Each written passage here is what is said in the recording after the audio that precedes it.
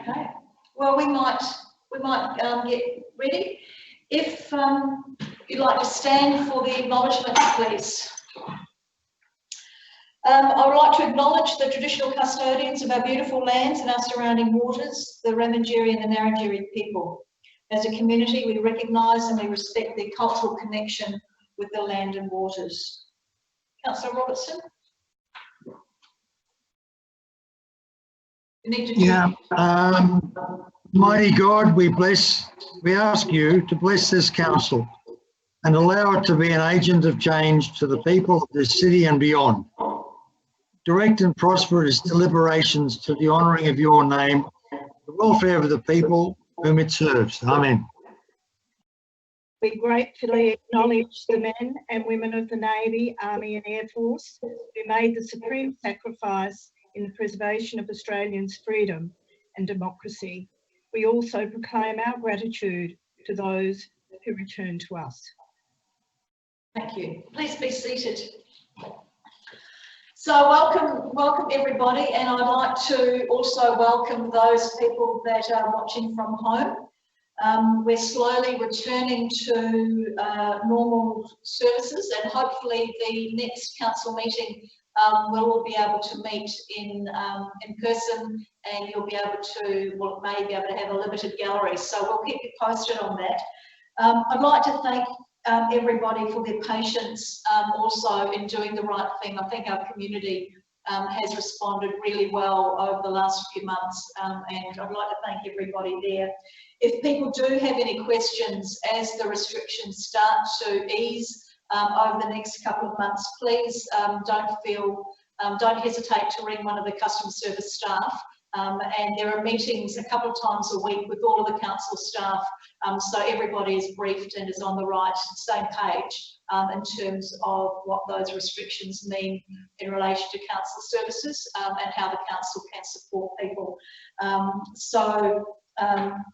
It's slowly coming back to the new normal, whatever that's going to look like, and part of me will miss these Zoom meetings, but it will also be really nice to be able to see everybody together and to be back in the chamber.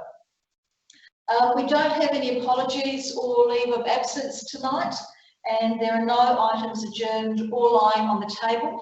So we now go to item 5, which are minutes of the previous meetings, of the previous meeting on the 27th of April, and the recommendation is that the minutes of the meeting held on the 27th of April be confirmed as true and accurate. Would someone like to move that way? Thank you, Councillor Henderson. And seconded by Councillor Robertson. Do either of you want to speak to that? No? Councillor Kemp, would you like to speak to that? Thank you, Mayor Jenkins. Yeah, look, I have the same issue with these minutes that I did on the 24th of February council meeting at agenda item 6, where the 24th of February there was no declarations made at item 6, but the minutes showed there were declarations. I made a full declaration at the last council meeting at item 6. It's not recorded. So I'm not quite sure which is correct now, because it just seems to me that this item 6 is very confusing as to whether you make a declaration or not make a declaration. But the Mayor, I understand you asked for anyone who has a declaration, so I would have thought the declaration is made, it should be recorded at the time it's made, but also you have to make it at the item as well. So again, I can't support accepting these minutes because I believe they're incorrect. Item 6, Councillor Kemp, is really a reminder for people if they believe that they have a conflict of interest. It was something that that the elected body during one of the workshops wanted to be put in just for added, I suppose, an added reminder. You don't have to put in your conflict of interest until you come to the item in which you have a conflict of interest about. Some members are more au fait with that than others, and this was really just a reminder. If you think you've got a conflict of interest, now, you know, pop your hand up, and then that will remind you about it. At the next workshop that we have, we can talk about whether or not you actually want that reminder, item 6, taken out of the agenda if it's causing you, Councillor Kemp, so much problem. But at the moment, it's there, and it is just a reminder. The conflict of interest comes up at the particular item on the agenda that you have a conflict with. So that's that explanation, and happy to talk with you about that anytime if you don't understand. Sorry, I do understand, Mayor Jenks. I do understand. Please don't put me down by saying I don't understand. I appreciate. I'm just saying it's about the recording process, not about what the item's about. So, but anyway, we'll have a conversation. That's fine. Thank you. Thank you. And I do apologise. I don't mean to put you down. There are times when we all don't understand things, including myself. And, you know, myself or the CEO are happy to talk with anybody if you have any confusion about any of the items. Does anybody else want to say anything in relation to the minutes of the meeting on 27th of April? Councillor Henderson, you moved that way. Henderson, rather you moved that way. Do you want to close? No? Okay. I'll put that to the floor. All those in favour of those minutes being confirmed as true and accurate? Just keep your hand up, please, so I can count. 1, 2. Is your hand up or down, Councillor Robertson? Because you had it up before and now it's down. No, my hand is down, Mayor. I think that the Councillor Kemp had a good point. Yeah, that's fine. I don't need to get back into debate. So, Councillor Schofield, Councillor Charles, you had your hand up. I can't hear you, Councillor Charles. Just getting my finger in the right spot. No, I'm fine with saying no. Okay. So, if you put your hand, all those in favour, put your hand up and keep them up, please, so that I'm aware. Councillor Schofield, Councillor Hales, Councillor Littley, Councillor Henderson, Councillor Mann, that's carried. Thank you very much. Call a division, please. Certainly. All those in favour, please stand. Councillor Schofield. Councillor, oh, you ready, Karina? Sorry. Just 1 minute. Thank you.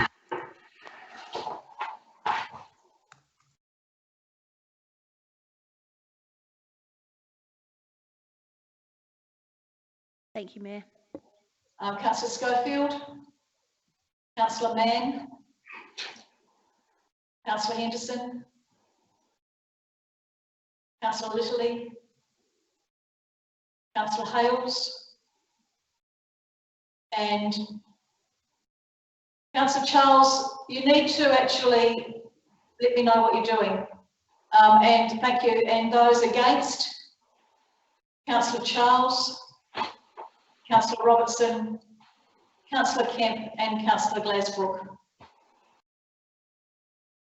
It sounds as though we need to have another discussion about this item in the agenda at the next workshop meeting that we have.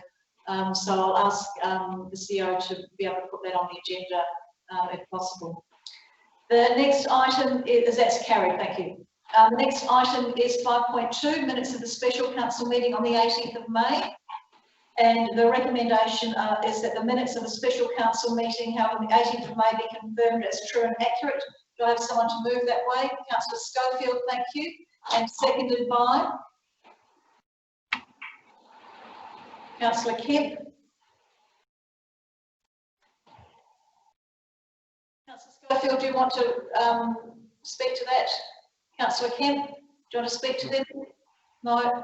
Does anybody want to speak to those minutes? All those in favour? 2, 3, 4, 6, 7, 8. So it should be 9. 1, 2, 3, 4, 6, 7, 8. This one. Yep, that's carried unanimously. Thank you.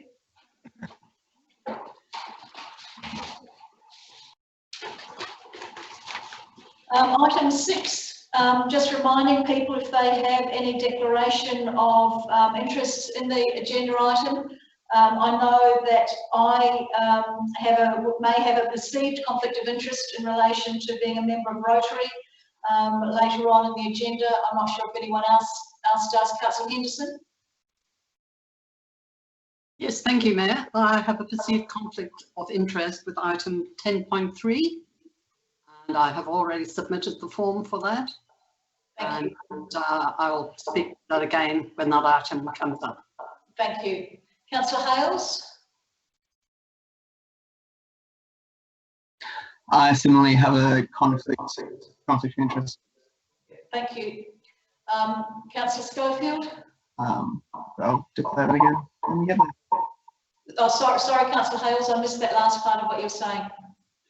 Sorry, I just said I'll declare that when we get there, and I'll leave the meeting. Yeah, thank you. Councillor Schofield? Oops. Yes, look, I'll have a perceived conflict of interest as a member of Zonta, and I'll declare that at the appropriate time. Thank you. Councillor Robertson?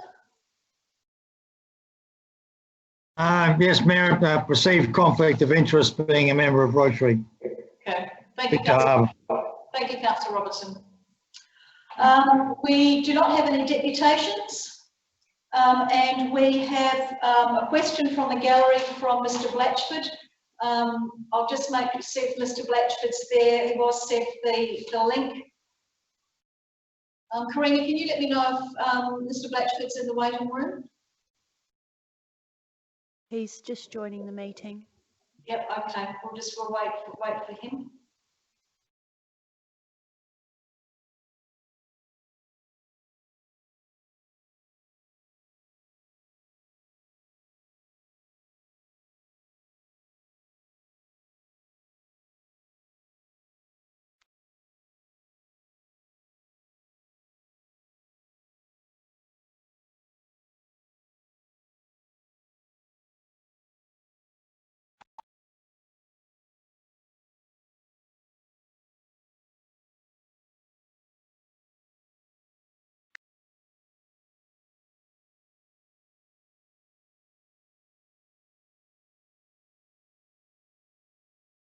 I can see you on the screen, Mr. Blatchford. You need to connect to your audio.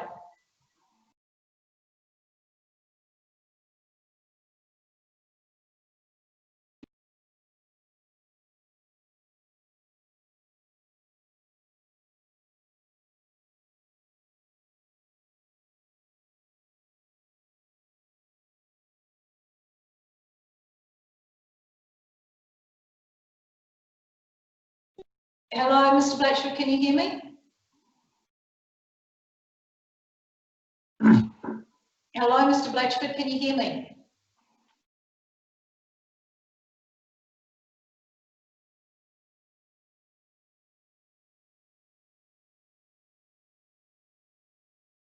Karina, are you able to see whether Mr. Blatchford has got his audio on?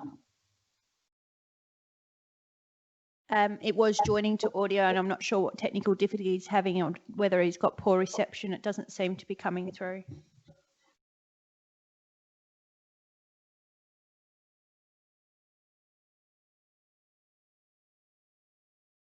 Looks like it's stuck.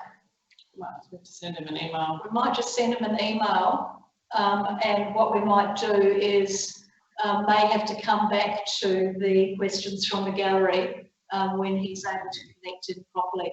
Karina, can you let us know when he has connected in properly?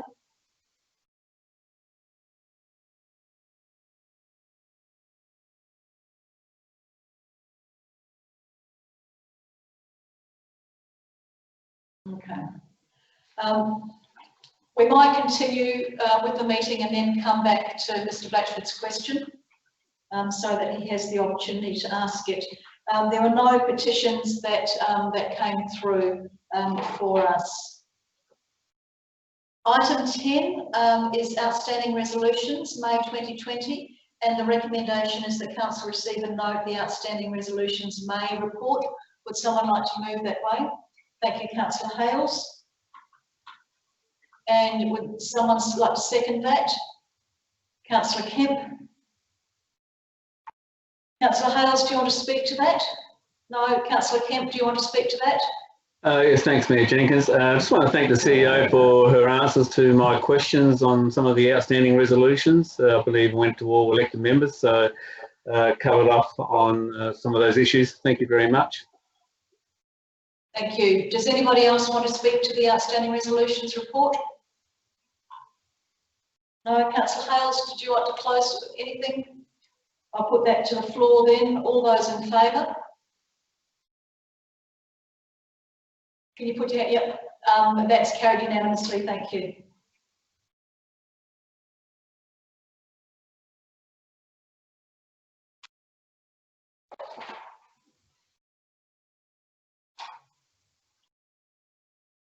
Item 10.2, which is the 2020-21 draft fees and charges register. I'm happy to do that as a block, if you're happy for that to be done en bloc. Would someone like to move that way? Item 1 and 2 en bloc. Councillor Robertson and Councillor Charles seconding that. Councillor Robertson, is there anything you want to say about that? No, Mayor, no. Thank you. And Councillor Charles? Do you want to speak to it? Yes, please, I do. I see that we all know that the fees and charges haven't changed apart from the cemetery fees. Am I coming through clearly? Yes, you are. Thank you. Okay. Okay. Got some funny feedback going on. It's good to see that they have been altered and now we're in line with Alexandrina, particularly with the placement of people's ashes in an existing grave. Bob Marshall, Councillor Bob Marshall, will be pleased that he can now put his Woolworths bag full of family members in with the grave that's already there in Victor Harbour. So it will also be of a benefit to others too, coming down from a massive amount to $50 each. So thank you very much for that. That's an alteration that was absolutely needed. Thank you, Councillor Charles. Does anybody else want to speak to the recommendation? Councillor Robertson, do you have anything that you want to add? Or actually, no, Mayor, no. Beautiful. All those in favour? Can you keep your hands up, please? Thank you. 1, 2, 3, 4, 5, 6, 7, 8, 9. Thank you very much. That's carried unanimously.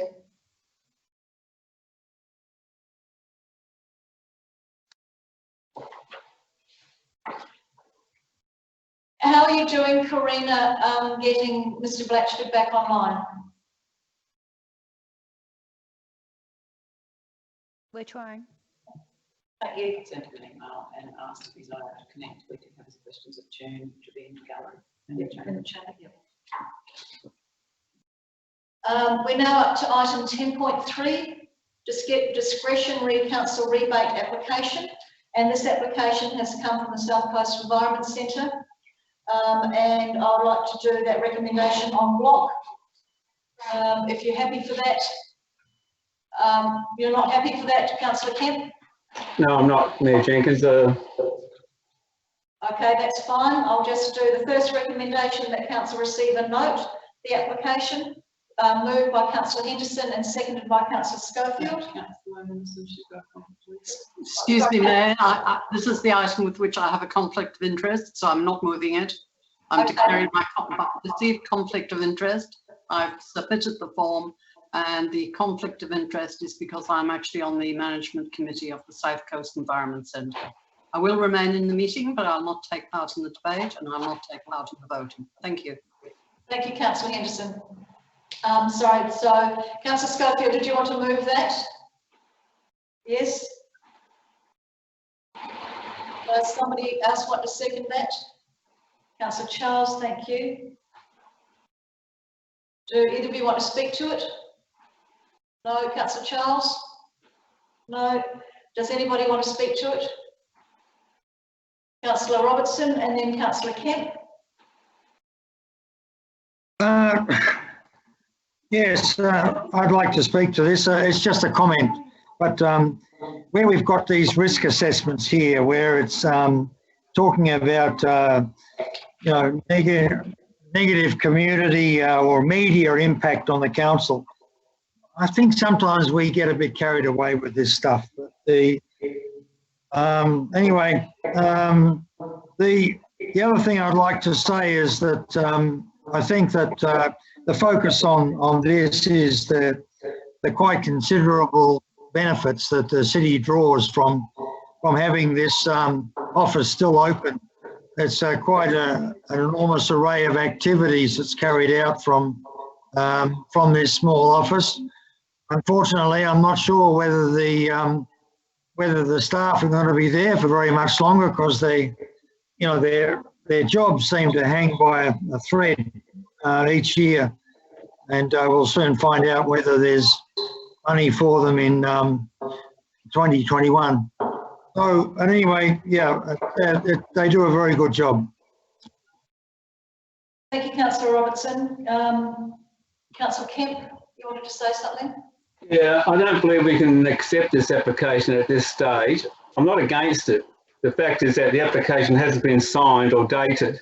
So that, to me, makes it invalid, because the application hasn't been filled out correctly. On page 49 of the agenda, you'll see it hasn't been signed, so I can't see how we can accept it. If it gets signed, we can accept it. Kelly, would you like to respond to that, please? Yes, thank you through the Mayor. I would need to check, but I'm pretty sure that we have a signed application. There would have been some difficulties in regards to someone coming in to actually sign that in the office over the past couple of months, but we can definitely ensure that we have a signed copy, if we don't already, prior to actually giving the discretionary rebate, if council chooses to provide it. Thank you, Kelly. Anything else, Councillor Kemp? I think we need to follow due process. If we're going to have a process for people to apply for these rebates or grants, they have to fill out the forms correctly. If they're not filled out correctly, if the mistakes are made and we approve it, it may come back and bite us later. So I think we need to stick to due process. It's only fair that, you know, all the documents are done correctly. And of course, I would have thought the signature and date and the name of the person applying would be very important and very crucial. Anyone could have filled this out. So that's why we can't accept it. I won't vote for it because it hasn't been done correctly. And also they requested 70% in their application, and we're giving them 75% in recommendation 2. So the whole report is full of holes. I don't think we should accept this type of presentation. Sorry, Kelly. Kelly, would you like to say something? Thank you, through the Mayor. So we could adjust the resolution to say subject to signing. And in terms of the application, what we would have tried to do was provide a rebate that was in line with other similar properties, which is at that 75%, to make sure it's fair and equitable across the board. So that would be the reason for the 75% that's in the recommendation. Thank you, Kelly. And I just am noting that we are looking at that first recommendation because you didn't want to do it en bloc, and we're receiving and noting the application. Councillor Robertson, you wanted to say something. You've already spoken, so do you have a question? Yes, I'll wait until the second recommendation. Thank you. Does anybody else have any comments in relation to that first recommendation? If not, I'll put it to the floor. That first recommendation, that we receive a note, the rate rebate application from the South Coast Environment Centre. All those in favour? 2, 3, 4, 5, 6, 7. That is carried. Thank you very much. And the second recommendation is that Council endorse the discretionary 75% rebate pursuant to Section 166 of the Local Government Act. And that a budget increase of $1,300, which is the rate's general discretionary rebate, be drawn on. You may want to, whoever moves this, may want to amend that motion to have that on receipt of the signature of the applicant that this discretionary rate is provided. Councillor Robertson, did you want to move that way? Yes, Mayor, I want to move that way, and I was going to exactly do, when moving it, was going to put an amendment in there that the council endorse, comma, subject to the CEO citing a properly filled out application form by the 1st of June, then the rest of it remain the same.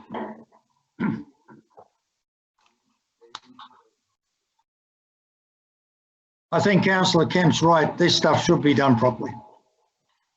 Absolutely.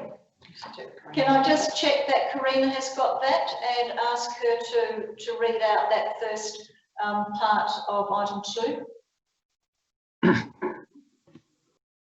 That council endorse, subject to the Chief Executive Officer citing a signed application, and then point 1 and 2.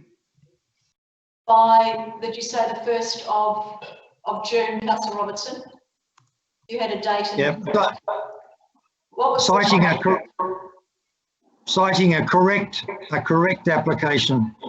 There was no date. Okay. Would So that means carry on, Councillor Robertson? yeah, that the CEO citing a correct application. That is the percentage and the date and signature. But I don't need to put that in, just a correct one. It's been debated. Thank you. Would someone like to second that motion? Councillor Schofield? Do either of you want to speak to it at all? I'll see what Councillor Robertson does first. Councillor Schofield. Councillor Robertson, do you want to speak to that motion? No. Councillor Schofield? Yes, look, I'm happy to second this and vote on it. I agree with both Councillor Kemp and Robertson that we need to be very vigilant with any documentation that comes through. Thank you, Councillor Schofield. Does anybody else want to speak to this? Not, I'll put it to the vote. All those in favour? Is your hand up, Councillor Charles? Yep. Yep, beautiful, thank you. 1, 2, 3, 4, 5, 6. Is Councillor Mann? Is your hand up? 7. That's carried, thank you. Correspondent with Mr. Blatchford. Yep. So, for members' information, I emailed Ben Blatchford in regard to his question from the gallery, and he's had difficulty connecting. I asked him whether he would like the question to be referred to the June meeting, which we would be in the chamber. He's asked if just his question and the answer could be read out by the mayor and recorded in the minutes. So if members are happy to do that, I'll ask the mayor if she's happy to do that. Can you just pop your hand up if you're happy to go back to that item and for me to do that? 2/3 majority. Thank you very much. So we'll just go back to questions from the gallery.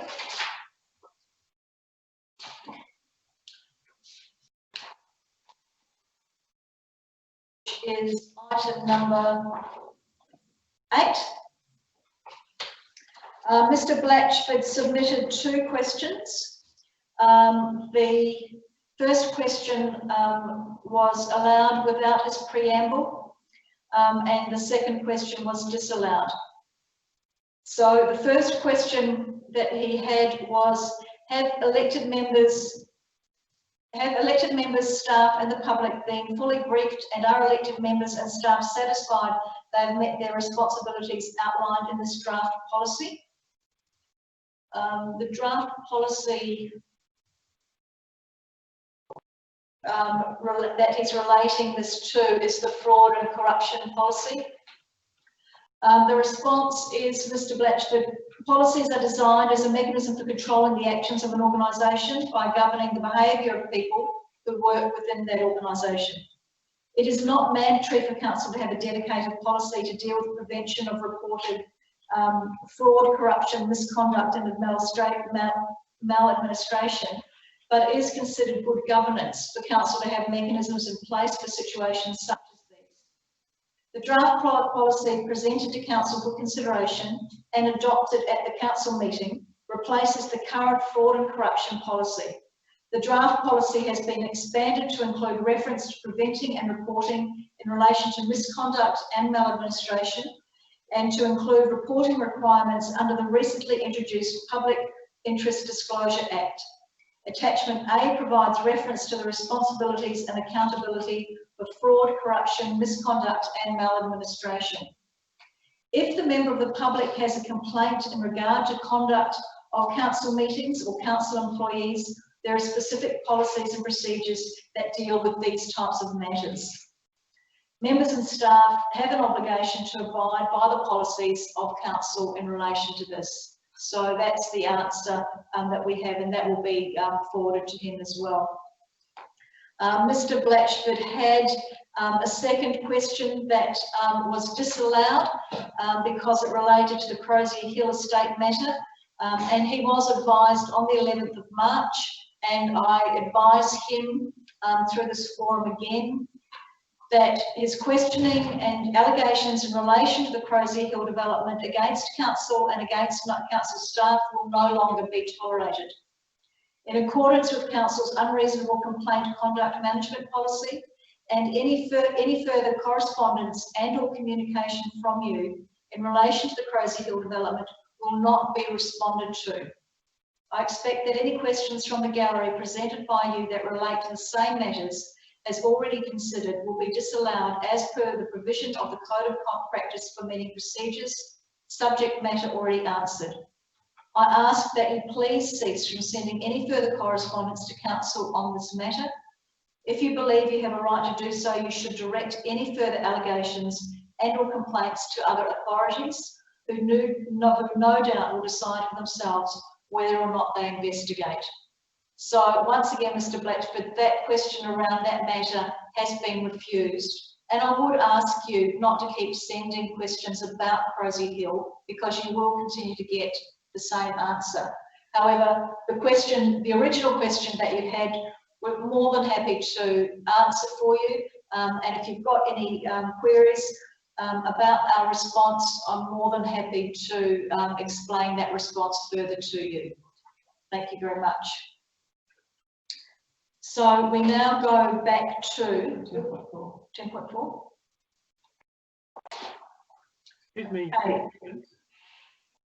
Can I make a comment, please? Sorry, someone speaking? Yeah, Tim. Yeah, sorry, Tim, yes?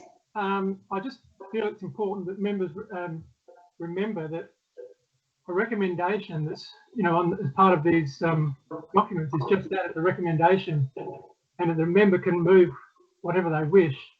They don't have to ask to amend the recommendation. I just believe that we've been doing that a lot lately, and wanted to make that point that people can move whatever they want. They don't have to move the recommendation, and they certainly don't amend the recommendation, as far as I'm concerned, anyway. Thank you, Councillor Glasbrook. We now move to 10.4, which is Southern Hills Local Government Association Key Action Plan and Budget. And the first recommendation there is that council receive a note, the Southern Hills Local Government Association 2020-2021 budget and membership report. Moved that way, Councillor Charles, and seconded Councillor Schofield.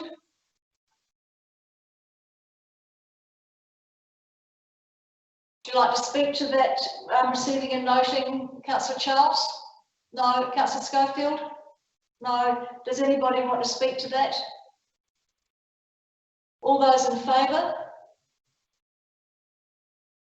Those against? That's carried, thank you very much. The second recommendation is that council approve the Southern Hills Local Government Association draft 2021 budget, detailing an operating deficit of $68,884 and member contributions totaling $91,217, of which the City of Victor Harbor contribution equates to $14,866.67. Would someone like to move that way?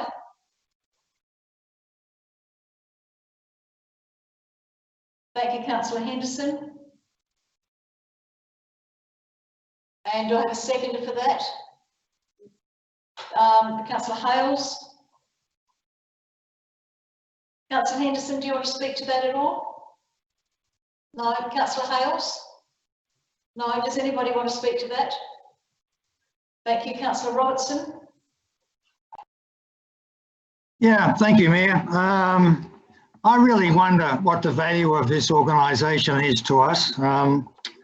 It certainly doesn't, on the one hand, seem to set a lot of really good standards for itself. I fail to understand, maybe the CEO can figure out the finances of it, how it can continue to rock up these amazing deficits in its operational budget twice in 2 years in a row. I mean, where does it get covered from? Is this, and the LGA is going to rescue this organisation from itself? I don't know how they account for for these deficits, but it seems as though we're back to a operating budget that just includes the salaries and all the allowances and operating costs of the guy that runs this show.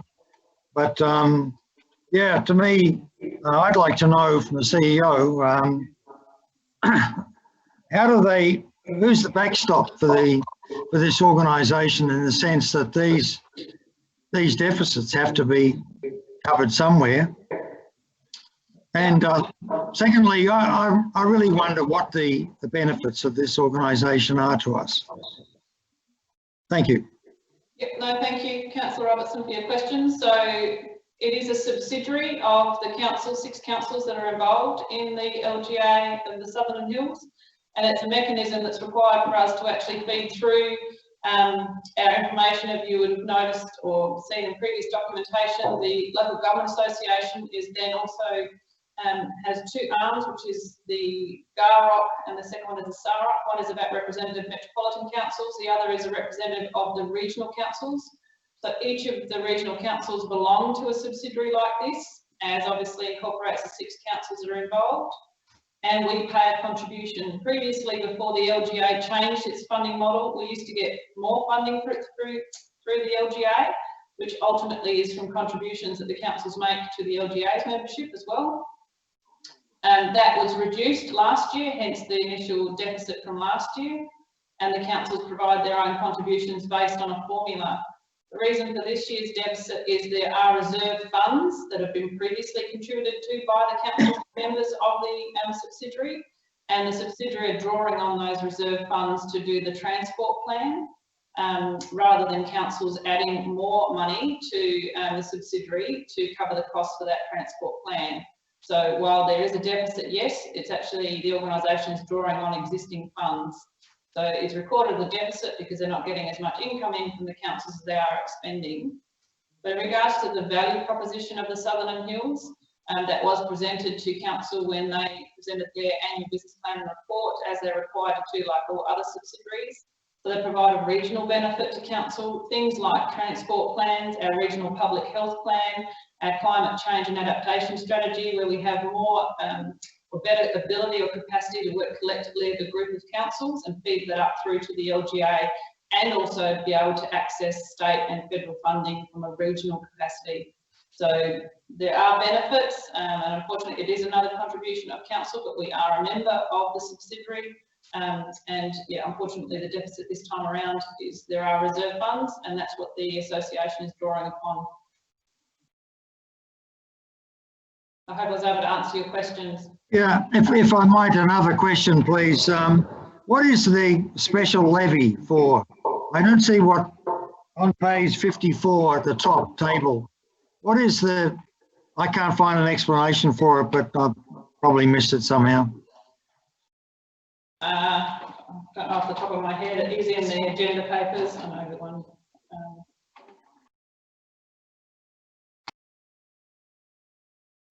Sorry, Councillor Robertson, I'll just have to look through the agenda paper, which is actually attached. But from my recollection, it was in regard to the additional levy that each council were paying. I think it was $1,600 for each council, and that was to cover the shortfall that we're getting from the LGA. But I'd need to go back and check the agenda papers, sorry. That's all right, Brian. It's all, yeah. That's it. Thank you. Any other questions or comments in relation to this? No. Councillor Henderson, is there anything that you want to say to close the debate? No, I'll put this to the floor. All those in favour? 1, 2, 3, 4, 5, 6. That's carried. Thank you very much.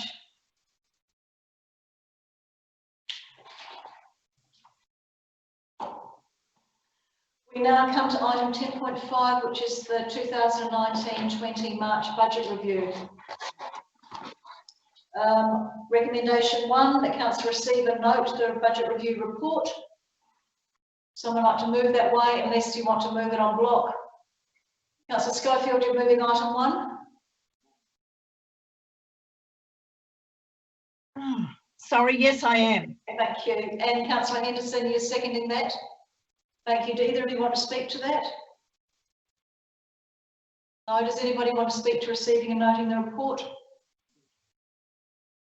Although, if you want to speak to that, Councillor Kemp? Yes, thank you, Mayor Jenkins. I'm sorry about the delay. I think the report's inaccurate again. Information's coming through which is not correct. I can't see how we can accept this report because the Audit Committee endorsed the March budget review of $356,500 deficit. This report talks about a $712,000 $500 deficit, which is really an inappropriate report because it's not correct. So I would, because the report finishes, or sorry, the quarter finishes on the 31st of March. Anything after that happens in the way of council's expenditure or capture of that, it can't be captured in that quarter because it had to be done and finalised by the 31st of March. Yes, at the end of the year report, anything else that happens after that, great. But at the moment, this report is inaccurate in what's stated in item number 2. So we can't even accept the report, in my opinion. Thank you, Councillor Kemp. I'll ask Kelly Knight-Stacey to speak to that. Yes, thank you. Through the Mayor. So in regards to the Audit Committee, they were presented with a draft March budget review and they didn't endorse. The Audit Committee cannot endorse the budget. What it can do is make a recommendation to Council to endorse the budget. Since that was presented, some new factors came to light, including Council resolutions that were passed at the last special Council meeting. So they've been incorporated into this draft budget now presented to give you the most accurate forecast for the 30th of June position. Thank you, Kelly. Does anybody else want to speak to the report? Councillor Robertson? Yes, Mayor, I fully agree with Councillor Kemp on this. Yeah, if you know, stuff that's come in after the 31st of March shouldn't be included in this report. It's all we get from the council a very good monthly summary of where we stand in terms of capital and operating expenditures, and the last April report was appropriate for that, and I'm sure that the May one that will be coming out quite soon will also be appropriate. And I think that the sudden discovery of expenditures, you know, that are going to then go into the March report is very unfortunate. Kelly, would you like to respond to that? Thank you. And thank you through the Mayor. These weren't sudden discoveries of expenditure, Councillor Robertson. They were actually council decisions that were made and that were included in this report, again, to provide the most appropriate and accurate end of financial year forecast at this point in time. Thank you, Kelly. Does anybody else want to speak to this? Councillor Glasbrook? Just a question. I was wondering, is there some way we can sit down and have a look and see if there's some things we can possibly remove? We're very good at adding things. I wonder if we can try and practice removing a few things to try and get this down a little bit. Kelly, can you respond to that, please? Well, I'm happy to. Kelly. Thank you through the Mayor. So the March budget review process, all the budget officers went through and identified any items that could be taken out. and we had quite a considerable drop in income due to COVID-19 and closures. So we have actually been able to pull out a number of expenses as well to try and offset that figure. So in terms of what's in there at the moment, I think that we have done that in terms of administration as much as possible to date, and we'll continue to look for those savings up to the 30th of June. In terms of the actual budget and adoption of the budget, what was presented to the Audit Committee could still be adopted tonight as the March budget review. It wouldn't change the bottom figure though, so it may look confusing for those looking back at the budget in terms of the additional resolutions of council in the last special council meeting. Thank you, Kelly. I might just ask our CEO to also expand on that. I guess was just to reiterate from Kelly, I think it's unfortunate members actually can't see the actual significant savings we've tried to pull back in this budget. If you look at the figures that are presented, we have actually had some significant expenses from when we had a balanced budget at the beginning of the year, and expenses which include the boat dredging, COVID obviously, grant funding. We've got contributions to Business Victor Harbour. We've had other additional expenses that have come into this budget. We've had a loss of income, but we have managed quite significantly to reduce and bring it as close as we can back. But unfortunately, we are going to end with a deficit. But again, we've still got a little bit of time to go, probably only a month, and we'll continue to do that to try and bring it back as much as possible. Thank you. Does anybody else want to speak to this? You got another question, Councillor Glazebrook? Just a clarification, and I haven't spoken to it anyway. No, thank you, and I'd like to just make sure that you don't think that I'm aiming these questions at administration. I realise it's been predominantly elected members that have spent all of this money. So I was genuine in trying to suggest that maybe we should sit down and try and cut a few things out, if it was possible, without causing us more expenses than it would save. Purely to try and get the deficit down a little bit. So, as I say, I just wanted to make sure you weren't thinking that I was having a crack at you. No, thank you. Know where the blame should be pointed, and I was wondering if we could do something about it. No, thank you. Thanks, Jim. Councillor Robertson, you've already spoken. Have you got a question? Yes, Mayor, I have a question. I know I've already spoken. I don't need to be reminded of that. Thank you. The Mayor doesn't role to remind members, though. Unfortunately, we need to be polite to each other. And the Mayor's playing her role as chairing the meeting, so she's just reminding you. She does every time, CEO. And that's what were you saying, Councillor Robertson? Yeah, my question is was exactly what Tim Glazebrook, Councillor Glazebrook asked, was that could we have a session about this? It's already been answered. Thank you. Does anybody else want to speak to this? If not, I'll put it to the floor. All those in favour? 1, 2, 3, 4, 5, 6, 7. That's carried. Thank you very much. Call a division, please. Councillor Kemp's called a division. All those in favour, please stand.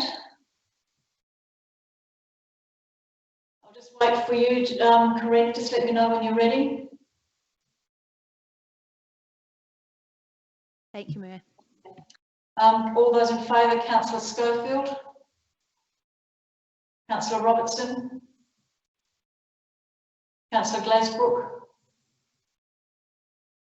Councillor Hales, Councillor Litterly,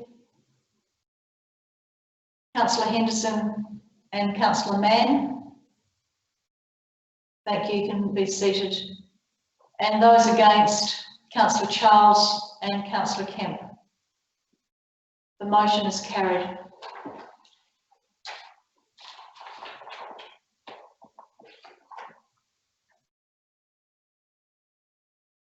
Item 10.6 is the South Coast Regional Study Hub, the business case support.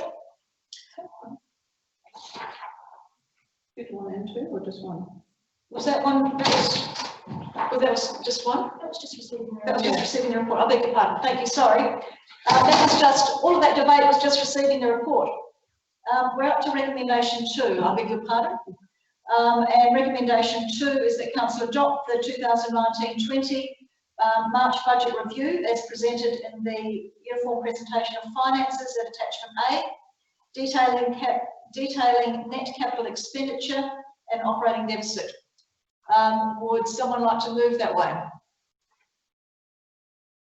Councillor Henderson, thank you. And seconded by Councillor Glasbrook. Councillor Henderson, do you want to speak to that? No. Councillor Glasbrook? No. Does anybody want to speak to that? Councillor Kemp?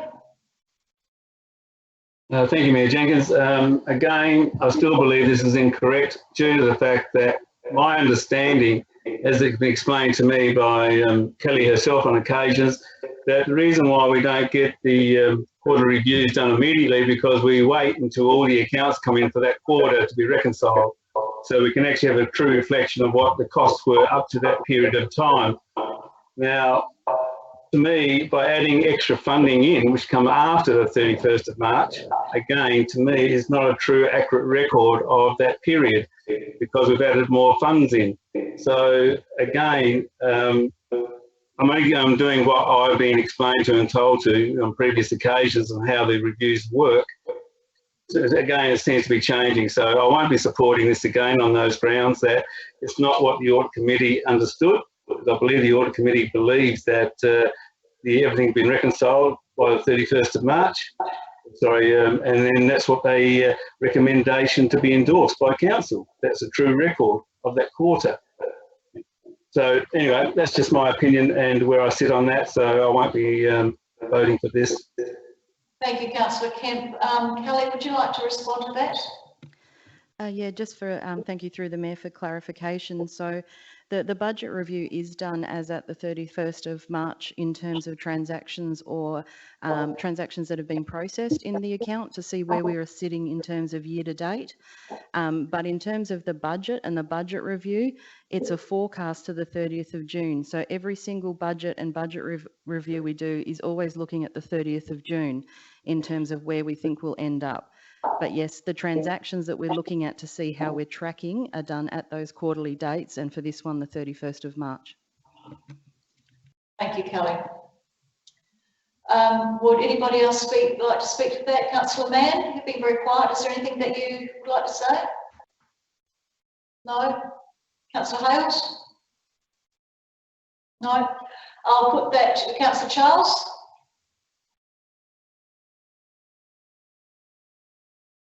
Right, I finally got the microphone. I'd like to just put a nice smiley face on the fact that the Victor Harbour Oval car park is absolutely brilliant now and under budget. Nothing like a positive sitting right there. That's a great benefit to our city. Thank you. That's all I want to say. Thank you, Councillor Charles. Yeah, thank you. I'll put that motion to the floor now. All those in favour? 1, 2, 3, 4. 1, 2, 3, 4, 5, 6. That's carried. Thank you very much. Call a division, please. Certainly.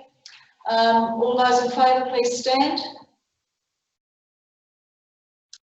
Just wait for you to be ready, Karina. Thank you, Mayor. Councillor Schofield. Councillor Glasbrook. Councillor Hales. Councillor Littley. Councillor Henderson. And Councillor Mann. Thank you, you can sit down. And against, Councillor Charles, Councillor Robertson, and Councillor Kemp. Thank you. That's carried. So we move on to 10.6, the South Coast Region Study Hub. And the first recommendation is that council receive and note the Study Hub Business Case Support Report, moved by Councillor Henderson and seconded by Councillor Schofield.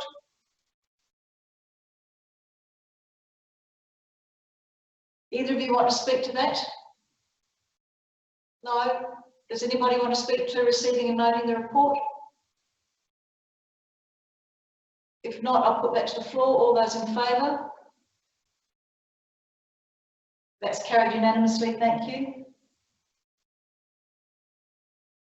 And the second recommendation is that council allocates $10,000 in the 2021 budget to support the development of a business case for a South Coast Regional Study Hub in conjunction with Alexandrina, the District Council of Yankalilla and Regional Development Australia. Moving that way, Councillor Henderson. And seconding that, Councillor Robertson. Councillor Henderson, do you want to speak to that? Yes, please, Mayor. I would like to speak to that. I think this is a very good investment in the future of our region, and it will establish the basis of funding application to the federal government in the hope that they will continue to fund such study hubs. There are many advantages to regional university campuses or study hubs involving higher education, including TAFE. And it's been estimated that regionally university campuses or study hubs add billions of dollars to regional areas. And access to education opportunities and improving educational outcomes are critical elements in economic development of these regions, and hopefully will be for our region too. It has been estimated that 60 to 80% of graduates start their subsequent employment within the regions themselves, and this has added economic benefits. Graduates increase the productivity capacity of the regions in which they're employed. This increased economic activity measured by GRP leads to higher flow on demand for goods and services, and drives higher private consumption and improved business performance as a result of a more productive workforce. The increased economic activity improves the employment prospects for other parts of the labour market as a result. La Trobe University back in 2015 estimated that for every 946 of their students who graduated had an added economic effect of 140 full-time equivalent jobs in other areas, and these are all regional areas. It does, however, rely on matching the education with the skills required in the particular region, and I hope that will be the case for our region. We certainly have a demand for education in health, education, aged care, business and commerce. However, I do hope that any future discussions with tertiary institutions that may develop a study hub down here go beyond exploring these and possibly look at marine biology, earth sciences, geology and environmental studies, as geotourism is one of the fastest developing areas in tourism at the moment worldwide. And we are perfectly set for geotourism with our unique geology down here on the Fleurieu, our marine biology, some of it very unique, our beautiful coastline and our natural environment. So our region is ideally suited to the capability of a study hub, and I can only hope that it will improve our economic development in the very near future. Thank you. Thank you, Councillor Henderson, and I think you're absolutely correct in terms of the needs need to address that, the model needs to address that regional need. And already I know that the Working Party is looking at surveying the schools and looking at what are the needs of the schools, and have had discussions with Flinders University and with TAFE, and are really have been working on this. This is just taking it up to hopefully the next stage. I've got Councillor Robertson wanted to seconding this, so I'll let him speak, and then you, Braden Mann, and then Councillor Littley. Councillor Robertson, you wanted to speak? Thank you, Mayor. Yes, Councillor Henderson touched on some really important points, so I won't repeat those about the role of the universities in regional Australia in terms of providing assistance and getting engaged with regional populations. And this is certainly a great place to do that. A couple of questions on this. To the CEO. As far as she knows, is Alexandrina and Yankalilla fully on board with this program? Through the Mayor, yes, I am. So the initial meetings we held last year, they involved both Yankalilla and Alexandrina councils. So had representatives, their CEOs and mayors attended those meetings together with all the schools and representatives from the university, TAFE, state and federal government. We're obviously working directly with the RDA because the RDA has the ability to access and the auspice, I suppose, of the project through for the federal government funding. And Regional Development Australia just wanted to confirm up that by writing to each of the councils and accessing this funding. I've shared this report that we've prepared with both Alexandrina and Yankalilla Council to present the same report to their councils. So I haven't seen a minute in terms of their confirmation, but as far as I'm aware, with my discussions with both the CEOs, they are very much on board. Does the what's the time frame, CEO, for this particular study to go ahead? Pretty much once the new financial year commences, it will start. We've actually done a fair bit of work already doing research of other study hubs on the Peninsula, Murray Bridge and Renmark. So we're gathering information already. So we are pretty much ready to get underway once the new financial year starts. Yeah, because one of the things I think it might be well worthwhile to do before it comes back to what Councillor Henderson was saying, in that rather than charging into getting a consultant to state the obvious that this thing is worthwhile, perhaps we should be exploring with the universities in South Australia and possibly beyond, if the universities in South Australia are not fully on board with online learning, that the study include those, and also particularly to include the schools down here and get them involved in this before the terms of reference are put out for the study, because I think that would spend $30,000 on a consultant, but they would be able to do a much more useful terms of reference with a much better outcome if there was a little bit more homework done on the with the tertiary institutions and our secondary schools down here. And then a final question to the CEO, which was this study hub, do you see that as having 3 campuses, or do you see it being one that was, I guess, naturally, again, coming back to this issue where Victor seems to be well endowed with everything, including an underutilised TAFE campus. Is this seen as being a hub that would be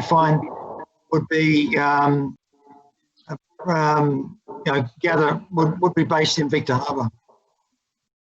So in answer to that question, that's still open. Obviously, the TAFE site has been identified as an obvious one because it is an underutilised facility. We also have the Flinders site located at the hospital, which is actually a smaller study hub already in existence here. So there is a discussion where it could be more than one location.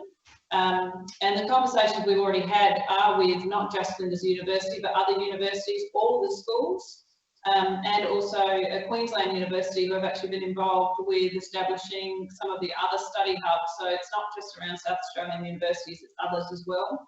And that's the identified information has shown that the more universities or facilities are involved in the study hubs, the bigger the success. It should be more than just one, so that you can have a broader offering.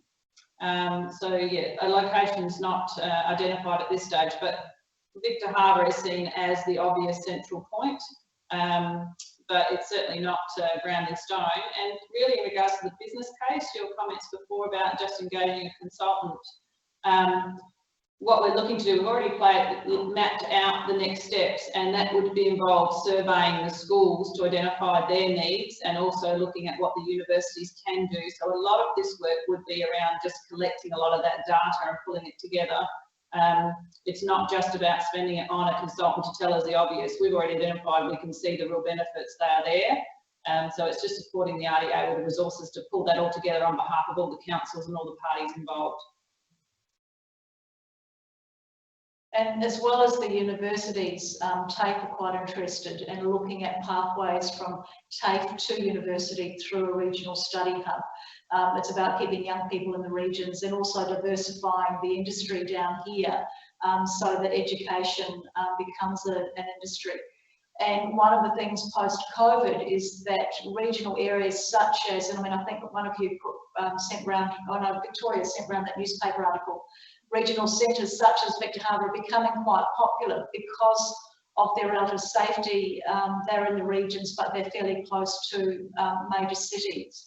And post-COVID, I think you'll see more of regions taking up that study hub sort of focus as universities rely more and more on technology. And people move to more beautiful places in order to do their study. So there's all of those sorts of things that have been looked at. There's been a number of meetings with the education department, with teachers and principals from the local schools, with David Basham, with Dan T came to, Minister for Education came to one of the early ones, the mayors, people from Flinders, University of South Australia. So there's been a number of meetings from the last 18 months about this to develop it to this stage. And now it's looking at, well, okay, we need to get the model that will work properly for Victor Harbor, because one of the things that it's Southern Cross, where's Drew Dawson from? It's Queensland. Queensland University have found, because they're helping other regions set up these study hubs, is it needs to be the right model for the region. There isn't one model that's this will fix the go for everybody. It actually needs to be addressed to the needs of the region, and some of those things that Councillor Henderson was saying about the potential that the regions have and what's needed at that particular spot. So that's the next step that this funding will go towards. I know that Braden Mann, you wanted to say something, and Councillor Littley wanted to speak as well. Councillor Mann. Yeah, thank you, Mayor Jenkins. I have to say I'm in probably two minds about this one. I guess from the experience that for the last semester I've been doing online university and loving it, because I guess that bit of feedback there, I don't know, do you want me to keep going or? Yeah. Yep, excellent.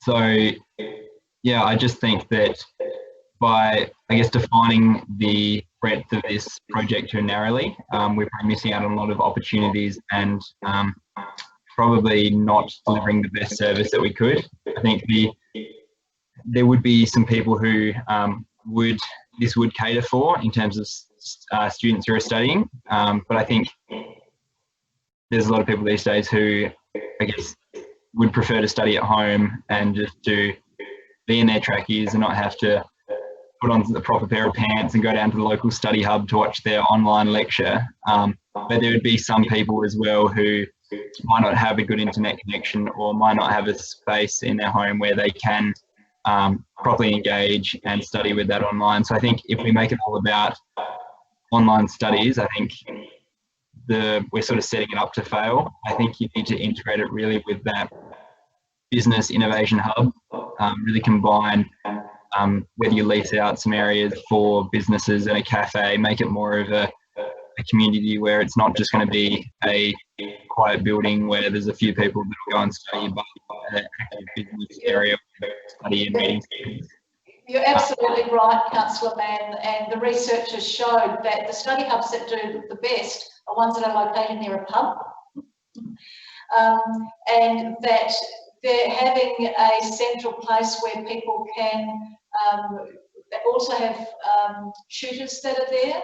So some of the study hubs have got tutors that can actually help with some of that online stuff, and where people who are doing a similar course can meet and support each other. So the small study hub that they have at the hospital involves the nursing students that are in this area and also the medical students. And so they are able to come and meet together and support each other through that and have their online meetings and also meet and go through things in small groups with their tutor, sometimes online and sometimes the tutor is able to come down here. So it offers, you're absolutely right in terms of that flexibility being needed. And that's what some of this ongoing work is looking at in terms of a business case and what that will look like. But you're absolutely right. Yep. Thank you. Just to continue, I guess, also I think we have to be wary of, I guess, what we're seeing from universities around the state and the country is that the resources and the teaching allocation staff are getting more and more limited. So I think too, we have to be very wary about what our expectations of the unis are in going forward in those partnerships and make a model that won't be dependent on that as well. And I think I agree with the CEO's points about, I guess, appealing to the broadest amount of universities as possible. And I think by having that generic place where people can study and have that online space to engage in workshops and lectures, etc., it'll mean that all the universities that are offering those online courses will mean that those students are allowed to use the space as well. But thank you. Thank you, Councillor Mann. Councillor Litterly, you wanted to say something? Yeah, look, I'm in full support of this concept and pushing on with it. All those reasons that everyone has spoken so far on the topic have said, and I, Councillor Mann, I very much value your commentary on it, because I know that you're in that space and you have a closer understanding of it than any of us. I'll say that I like the idea of the business hub and working that in with a study hub. And one of the reasons for that is that we can then also tap in with the mention of tutors was made. We can tap into our community mentors, our business mentors in here, and use those skills as well. So the idea of actually building a community around business innovation and innovation study and learning is very much appealing to myself. I like the idea of putting it near a pub. I think that would be a winner. But the big benefit I see from a personal, I guess, historic point of view from living in this region is not just the education benefits and the economic benefits for this region as a whole, but the opportunities that this could provide for more families to be able to afford further education of their students and children. It's quite restrictive, as we know, can be quite restrictive to be sending children further afield up to the city to basically set up a lifestyle up there and live and study as a traditional way of going to university. So all for it, and I really appreciate the commentary from everyone and the thinking behind it. I think it's very, very valuable. Thank you, Councillor Litterly. Does anybody else want to speak to the recommendation? Councillor Kemp. Thank you, Mayor Jenkins. Look, I think this is a fantastic idea. I think it's the injection in the arm that our people down on the Fleurieu require if they're wanting to undertake study, especially when they leave our schools, even the elderly or people in mid changing of careers, you know, looking at other opportunities to get back into study. I guess taking on Councillor Mann's point about expectations of what we're looking for out of all this, I guess there's the online learning, there's the face-to-face education. I guess it's really about the business case, and that will identify those issues at which stage they're at. And I think there's a lot of fantastic work that's been done by the people involved with our own CEO and her staff, and as well as the other councils as well. One of the things I find very interesting, which I can vision in the future, Ballarat is a classic example of a study hub of colleges, education, all there. I know it's a bigger city than us, but basically they did it very well. People go all around the country to go to Ballarat to study. And I think we could have these opportunities if we set it up correctly. Thank you. Thank you, Councillor Campbell. Does anybody else want to speak to this motion? Otherwise, I'll ask Councillor Henderson. Oh, sorry, Councillor Hales. Sorry, I didn't see you there. All good. Thank you, Mayor Jenkins. Yeah, I couldn't agree more with what Councillor Mann and Councillor Lilly have said in terms of, I think it's really important that a study hub to work in our region, that it be paired with the likes of an enterprise hub or similar to that. As Councillor Mann said, it's the way universities are moving anyway. They're business schools that have already started to set up enterprise hubs in the city themselves. It's about putting students next to people who are actually working in the industry, hoping that they can glean something off of them and be work ready when they leave.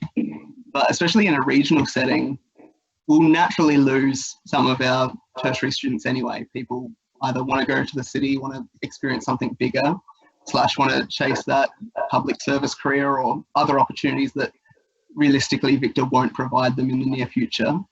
But those that do want to stay, it's about partnering them and getting them to know the local industry in which they want to be a part of, because that's really important to how local people get jobs down here realistically. So yeah, if we're looking at study hubs, it should definitely be paired with the likes of co-working spaces and those other things that we've had other discussions about, and Business Victor Hub are very keen on. It's more the way that universities are going anyway, so why not jump on board and make it the best thing it can be. Thank you, Councillor Hales. If nobody, yes, Councillor Charles. I've been very quiet tonight. I don't think I've got a lot to say on this agenda, to be honest, but on this particular subject, the $10,000 investment, which is absolutely, it'll bear fruit. There's no argument about that. What we've got down here is it's a follow-up to the students who leave Yank Area School, Mount Compass Area School, Victor Harbor High School, the two colleges that we've got down here. It provides an opportunity for those who are, you know, not too certain what they're going to do to perhaps continue their study. So that, and then of course the comment made by someone there about older people trying to go back into the workforce and build up their knowledge on a particular subject. It's well worth pursuing, and so I'll be supporting it. Thank you very much. Thank you, Councillor Charles. Does anybody else want to speak? If not, Councillor Henderson, do you want to close the debate? Yes, thank you, Mayor. And very good discussion, I must say, very good input from all of the elected members this evening. And I just want to reiterate that there's no doubt about the economic benefits of having a study hub, a regional study hub. And a study hub makes a contribution as a business entity in its own right. But then there are the additional labour market benefits that I outlined earlier. The other thing I do want to add in reply to other comments that have been made is, given that our region is only an hour to an hour and a half from Adelaide, that does give the opportunity with that closeness of having contact with other campuses in the CBD area. So we are in a distinct advantage in that we're close to Adelaide from that point of view. And in terms of our strategic plan, one of our aims is to attract people to our region to work, live and play. Maybe we should add to study. Work, live, play and study. Thank you. Thank you, that sounds good. I'll put that to the floor now. All those in favour? That's carried unanimously, thank you very much. And I think it's very, very exciting. And we'll see how it proceeds. We're now up to item 11. What's the time? It's easy. Community development, and we have the draft festival and events policy. And I'm happy to do that on block if you'd like it on block. No objections to it being done on block. Carol, do you want to move that on block? Thank you. And someone want to second it? Thank you, Councillor Littley. Do either of you want to speak to it? No. Does anybody want to speak to this? Councillor Robertson?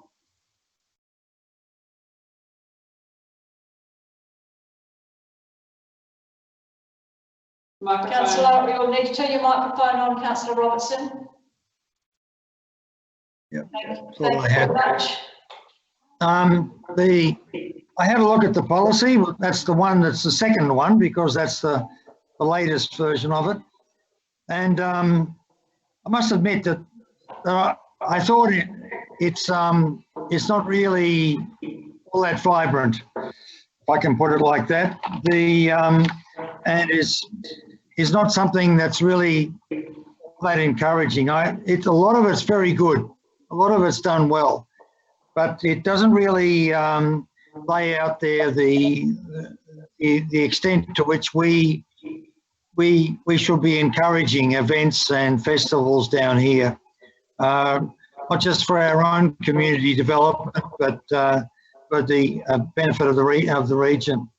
And to me, it was it's one that, you know, for instance, I'm looking at the page 94, the different events there and the time limits, minimum notice time that was expected to be provided, etc. That to me, we've got to be able to. We haven't mentioned in here about how we would give major events like, say, the Rotary Art Show, a 2 or 3 year license to go ahead and forward plan for major events into the future rather than having to apply annually. And then those that did want to, apply to for bigger events, that which always take, the bigger the event, the more time you need to plan it. But still, that we can be sure that we can give people, a very prompt response to what's required. But I don't think that it doesn't really spring out at you that the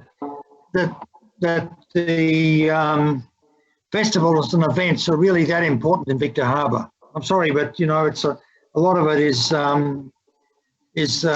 got good background, it's got good form for it, but it doesn't come out of the page as being something that is really getting a lot of traction in the council. If I may, Councillor Robertson, respond. So the policy is more of a structured document which gives the ability, capacity of delegations for making decisions around our events, and the criteria and who is eligible and equitable in terms of services. The council has also looked to develop, and we applied for some funding, and we're hoping to get it finished or undertake it this next financial year. Graham Pathouse may want to add, is around that festival and events strategy, and that is the piece of information that you're referring to, is about how we promote ourselves as a destination for events. We're an events venue. That's not only about driving the economic benefits of events for our businesses and our community, but also about how we support community events to stimulate generation of funds for those community groups and organisations.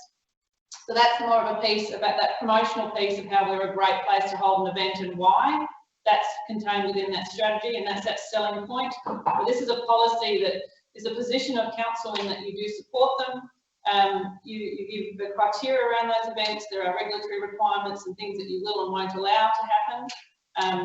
And it's a council's policy position. But in terms of that marketing, that's another piece that we need to add to that to encourage. And that's where we help events come from being just a regional event to a hallmark event or just a basic community event. So Graham, I'm not sure whether you wanted to add any more to that from your department. No, look, I think the CEO's pretty much nailed it. The policy is essentially all about procedure and delegation for the purpose of organisational efficiency. and a body of work still needs to be done in terms of the festival event strategy. So we'll just wait the outcome of that funding application. But Victoria's pretty well covered all of that. So thank you. You happy with that, Councillor Robertson? Yeah, if I might just ask another question in this,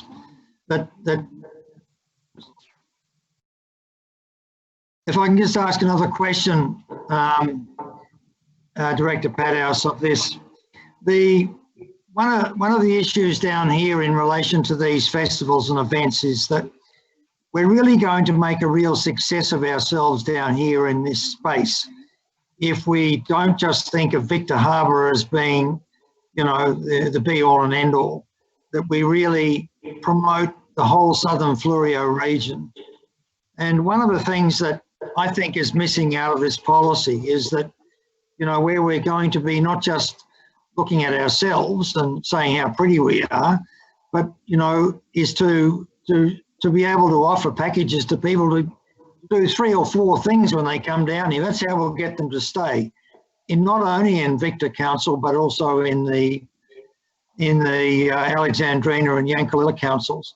And I think that this policy could have in it a recognition that what we need to do is to coordinate with the neighbouring councils so we don't have embarrassing, you know, what's the word, overlaps, for want of a better word, and that we actually work with the neighbouring councils to promote these festivals and events, so that, you know, where we have them, where we have neighbouring events, especially on the summertime, that we really work closely to make sure that they're going to be seamless for the visitor's point of view. Thank you.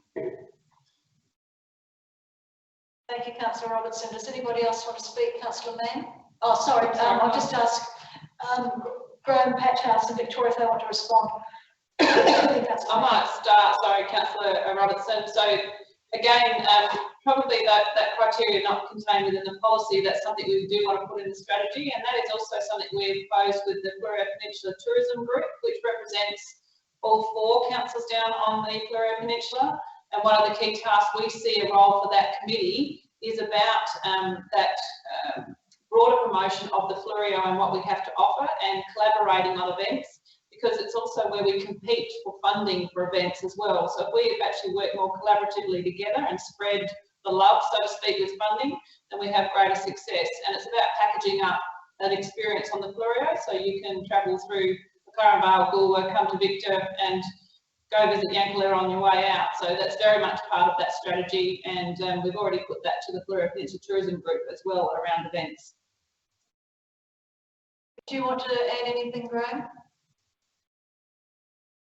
Just to say, just to tack on the end of Victoria's comments there, that there are a number of plans and strategies that are in place at a regional level as well that in some respects do speak to the regionalisation and the regional benefits of festivals and events as well. But there is some work in progress there as well. So certainly there's an opportunity to do more there and to combine that into a perhaps more all-encompassing document. But I think the festival event strategy will also help us focus in on that as well. Thanks. Thank you. Councillor Mann? Yeah, thank you, Mayor Jenkins. I see the points that Councillor Anne Robertson is making, and I understand the CEO and Victor Padhouse's views, I guess, because this is the policy. However, I do, I guess, agree with Councillor Robertson in the fact that a lot of the discussions we've had around the event have been to, I guess, really change it up a bit, provide more events focused for maybe that different demographic, those music festivals, those things that are more in that maybe a middle bracket between schoolies and art show, for example, which we seem to miss. And I think we've had a lot of productive conversations about them, and I'm very keen to, I guess, see the event strategy as well, and understand that a lot of that stuff will probably be covered in that. But I guess in terms of this policy, it doesn't really, I guess, show that we're supportive of wanting those things. I guess the only where I could see it coming under in the policy, like, for example, a music festival or something of that nature, would be in the community events, where it's saying about opportunities for entertainment. But then the policy goes on to say that community events, these are typically held by non-for-profit organisations to celebrate or remember significant events or to fundraise for community initiatives or charitable purposes. And I understand like that is very important, those events, and I've got nothing against them, but I think it's giving a sort of picture in that respect, but not in the respect that we want to grow our events and really encourage more vibrant, exciting events to Victor. So they're my only notes, and I think the policy is great, and I commend the work that's been done on that. But yeah, I'm just looking forward, like Councillor Robertson, for the strategy for the events. Thanks.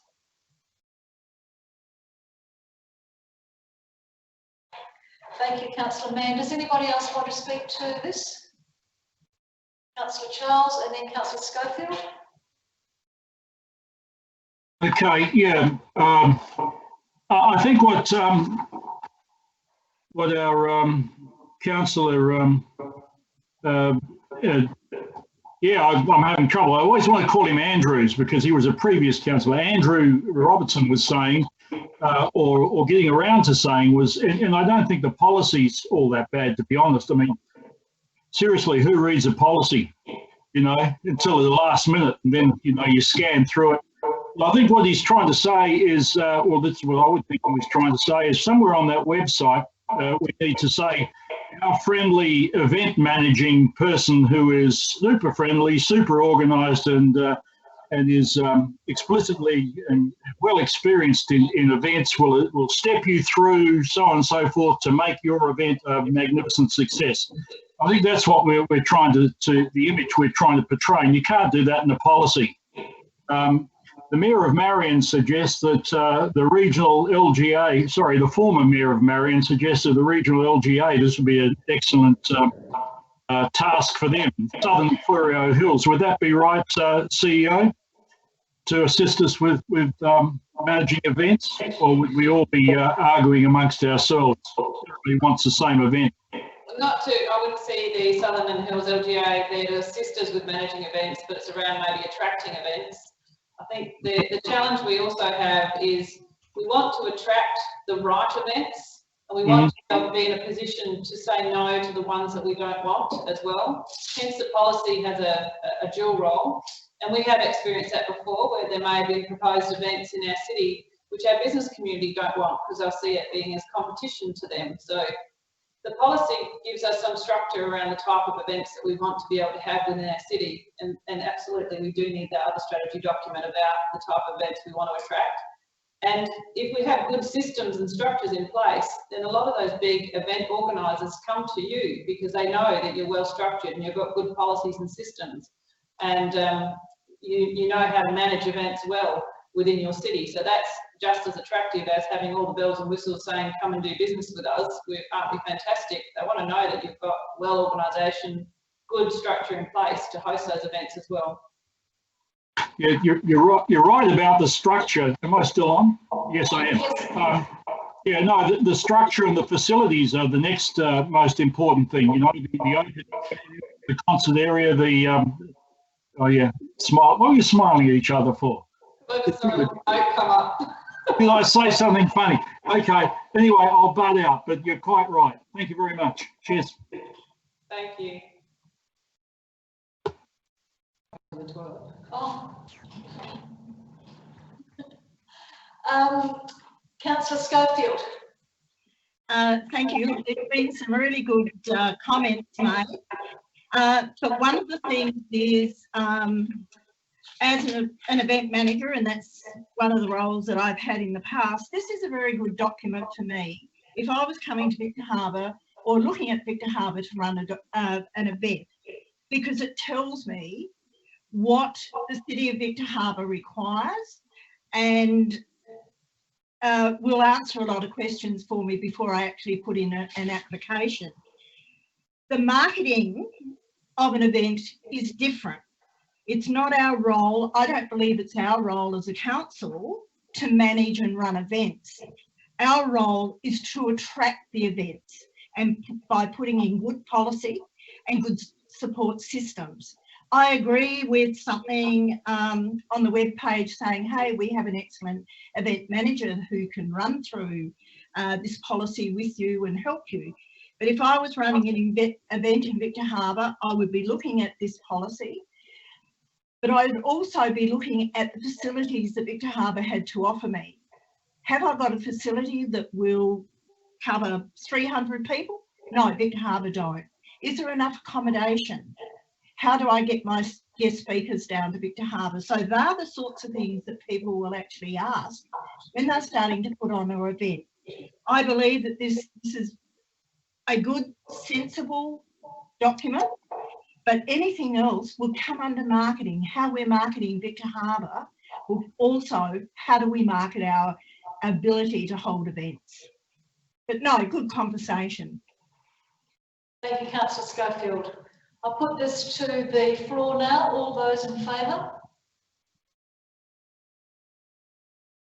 That's carried unanimously. Thank you very much.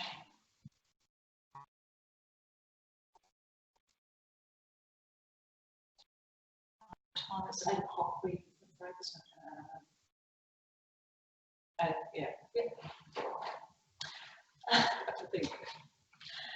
We now come to 11.2, which is the SANFL Country Football Championships in 2021, a host tender. And I'll just note that the SANFL Country Football, the Great Southern Football League, they need to submit a tender. It's the only way they can apply, but it's around our 2021-22 financial year. So even though it's not for Country Football Championships until 2022, they have to submit their tender application for that now. It won't come out of our budget until that financial year. So just that was a query that I had with our CEO about that when we were going over the agenda earlier on. Because there are 3 recommendations here, I might do them one by one. The first recommendation is that we receive and note the Football Championships host tender report. Thank you very much. Moved Councillor Schofield and seconded by Councillor Littley. Either of you want to speak to receiving and noting that report? No. Anybody want to speak to that? No, I'll put that to the vote. All those in favour? That's carried unanimously, thank you. The second recommendation is that the Council provide in principle support for the Great Southern Football League's tender to host the SANFL SA Country Football Championships in Victor Harbor in July 2021. Councillor Schofield moving that way and Councillor Littley seconding that. Either of you want to speak to that? Councillor Littley? Yeah, I'd just like to say that the support we can give, I encourage fellow members to support this these recommendations with regards to this championship and the tender for it. It does, the figures are there, what it's done for other regions as far as economic value, also for the sporting community, and our young sports people, our volunteers and the like of bringing them together. It's quite a high level championship, and after this year's is not what has been cancelled, I'm quite sure future championships will be very well supported. They bring a great deal of life to regional areas, so hopefully you all support it. Thank you, Councillor Littley. Does anybody want to speak to that motion? If not, I'll put it to the floor. Oh, you want to speak to that, Councillor Henderson? No? Right, I'll put it to the floor. All those in favour? That's carried unanimously, thank you. And recommendation 3, that Council endorse a pre-budget commitment of $30,000 cash and $5,000 in kind support in the 2021-22 financial year to enable the Great Southern Football League to submit a tender to host the event by due date of November 2020, subject to the following conditions. that the Great Southern Football League regularly inform and include council's festivals and events officer in the tender process, that if the tender host is unsuccessful, any endorsed funding will be withdrawn from the 2021-22 budget. Can I have someone to move that way? Councillor Littley and Councillor Henderson seconding that.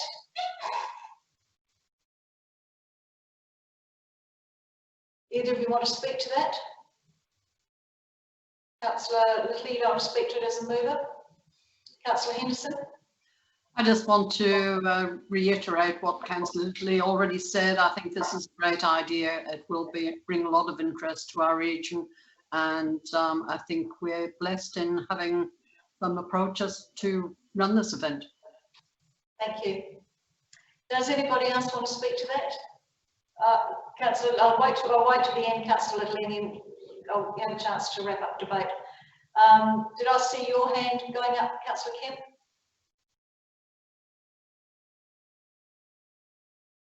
Thank you, Mayor Jenkins. Look, yes, this is a fantastic initiative.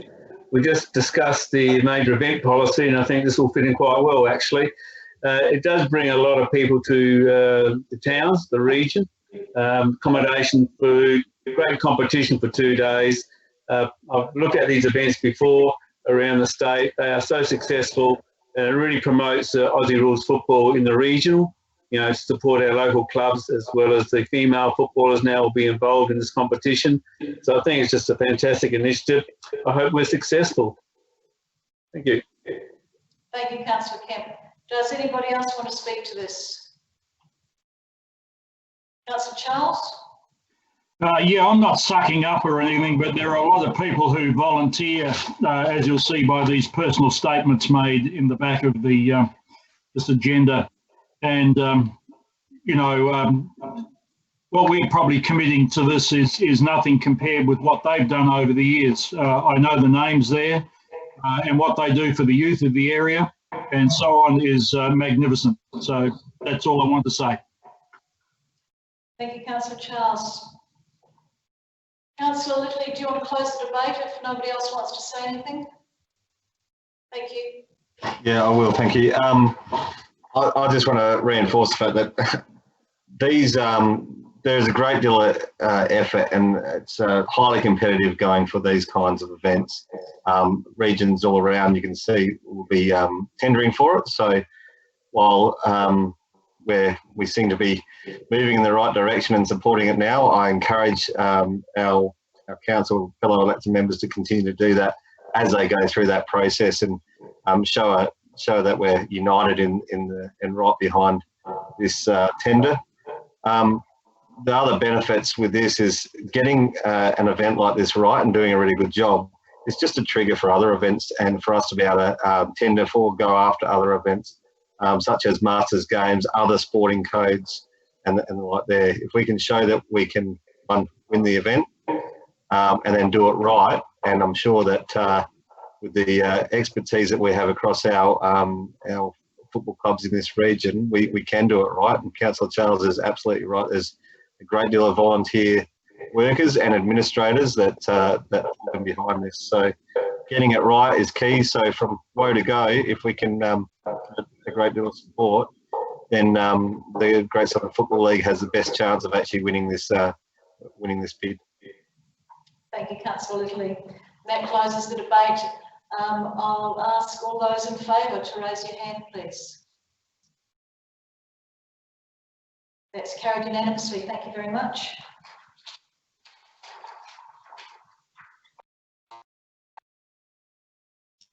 Um, 11.3 is the Victor Harbor Community Grants 2019-20, and I'll do those recommendations together. The first one is that Council receive and note the grants program, and the second that Council endorse the two applicants for funding, which are the Men's Shed and the Open Light Community Garden, Victor Harbor. So Councillor Schofield, do you want to move that way? Thank you. And do I have a seconder? Councillor Henderson is seconding that. Either of you want to speak to it? Yeah, look, I'd say that both of these are really, oh, I'm echoing as well. Both of these are well worth considering and supporting. I know the men shed, the amount of work that they do for the community, and they are very, very particular with their work health and safety and training of the members that use their sheds. So I fully endorse these. Thank you. Thank you, Councillor Schofield. Councillor Henderson, do you want to speak to that? No. Does anybody want to speak to that? No, I'll put that to the vote then. All those in favour? That's carried unanimously. Thank you very much. And I think that's a great thing. We've just finished National Volunteer Week, and certainly Councillor Charles talked about the volunteers in our football community, which do, and I completely agree, an amazing job. And I think the volunteers that are around working with the men's shed and with the community garden also do a great job, and both of those things I think are very worthy applicants.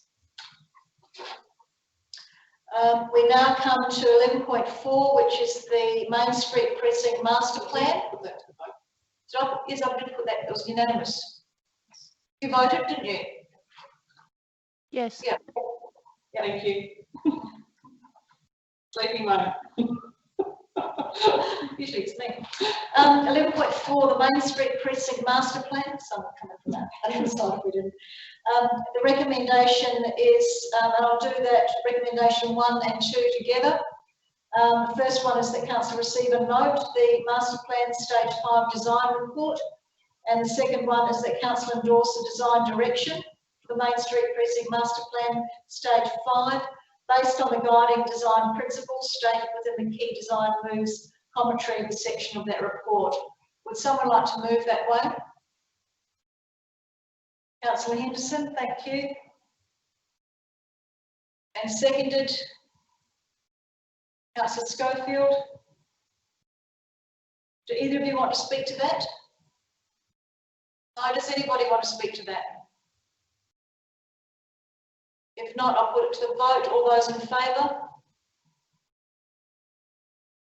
That's carried unanimously. Thank you.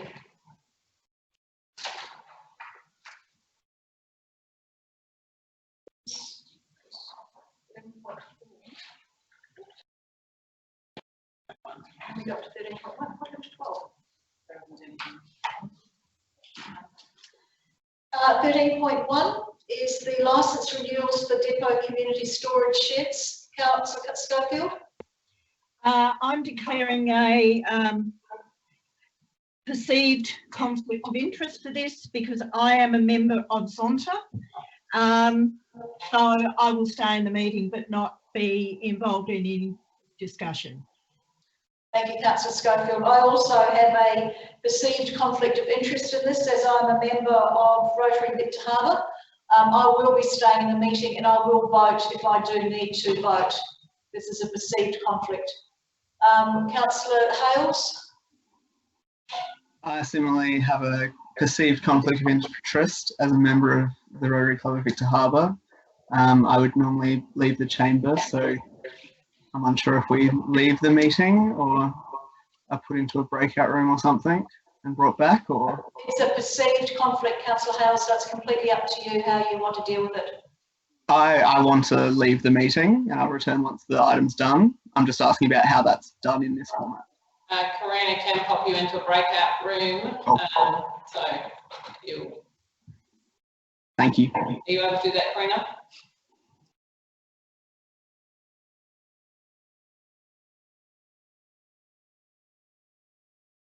Are you able to do that, Karina?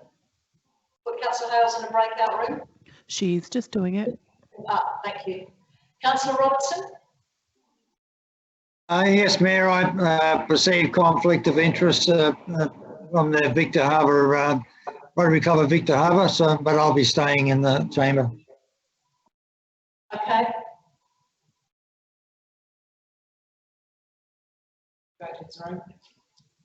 Councillor Kemp? I'm declaring a perceived conflict of interest as I'm a member of the Encounter Bay Rotary Club. I'll be staying online but not voting. Thank you. Nobody else? You got a quorum? Who's not voting? So we've got Councillor Charles is voting, Councillor Glasbrook's voting, Councillor Little's voting, Councillor Mann's voting. I can't remember if Councillor Henderson's voting. You are voting? Councillor Henderson is voting. So that's 5. And I'm voting. 6. Yep. Yep, we have a quorum. Yes, Councillor Robertson? Yeah, I'll be voting, Mayor. You will be voting? Okay. Yep, so Sarah voting. Yeah, I'm not an executive or anything. Yep. So Nick has gone. Nick has gone. All right. So the recommendation, and I'm happy to do that en bloc, if you're happy for me to proceed that way, is that council receive and note the licence renewals, the depot community storage shed, and that council endorse the licence renewal for community storage sheds located at 99 Canterbury Road for a further 3 years, with a 90% licence fee reduction for the clubs as listed. South Coast Choral and Arts Society. You want to say something, Councillor Glasbrook? Are you ready to move? Happy to move it. Just happy to move it. You don't need me to write it out. Yep. And seconded that, Councillor Little. Yep. Either of you want to speak to it? No. Does anybody want to speak to it? You had your hand up, Councillor Charles. Did you want to speak to it? Councillor Robertson. Thank you, Mayor. Yes, a question for the CEO. This particular piece of land is, I guess, part of the SA Waterland. Is that so? Through the Mayor, it's Crown land, so I'm not sure that sits on the auspice of SA Water. I think it does, yes. It's part of the depot property as well. Okay, because if the extension is for 3 years, then do we have any indication of from SA Water as to when they're expecting the council to move its depot out of the land that we occupy? Sorry, no, we don't. I was just lost track. I've just been confirmed it's not SA Water land, it is Crown land under Council's care and control. And we are the ones that have posed the question with Crown land about whether we look to move our depot or not. It's certain that they haven't asked us at all. So if anything, I've posed that question with them since it was raised within our chamber, whether we would consider doing that or not. There's no, we're in control of those timeframes. Oh, okay. So I'm sorry, I'm having a little bit of trouble hearing the echo. But so it's Crown land, it's not SA Water land. So if we're asked to vacate by SA Water asked to vacate the works depot within 3 years, that wouldn't impact on the clubs that associations that have storage sheds on that place. No, again, the council depot and that Canterbury site are both Crown land under council's care and control, and we have not had any indication of asking us to move from those sites at all. If anything, we have approached Crown land to see if they were interested in council purchasing that land or relocating. So there are no issues there at all. Okay, that's good, because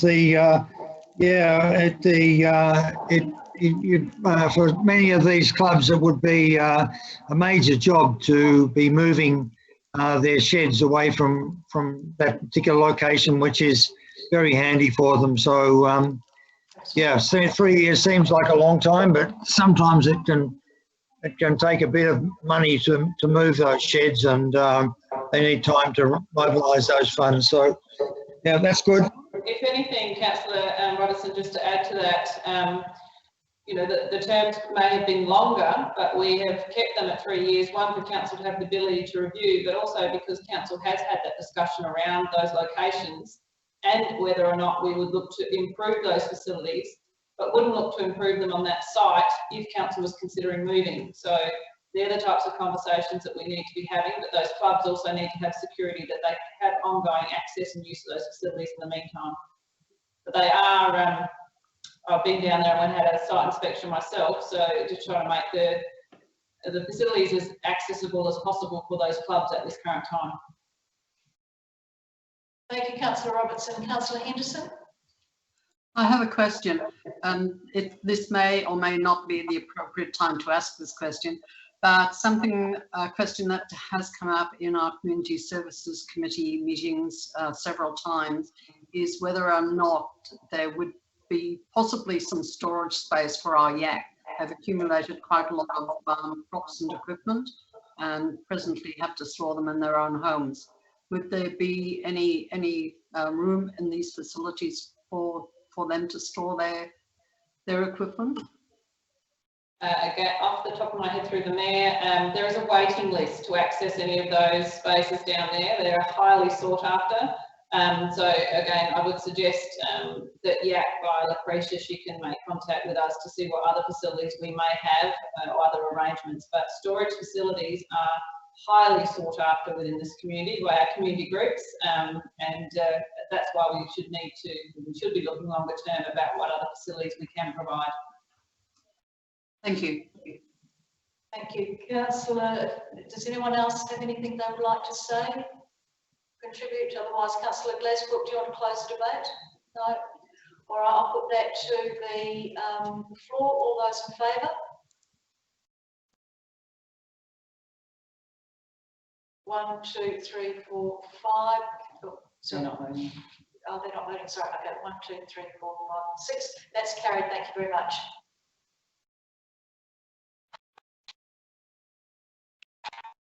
And Nick Hales can come back in now. Thank you, Karina.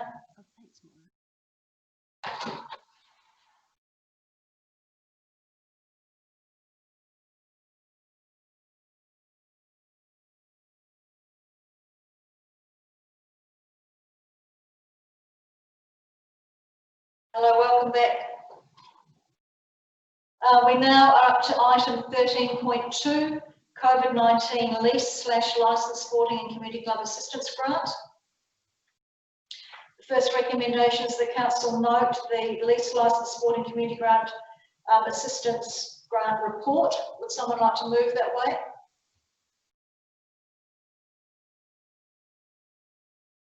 Thank you, Councillor Glasbrook, and seconded by Councillor Schofield. Do either of you want to speak to that report? Does anybody want to speak to the report? All those in favour?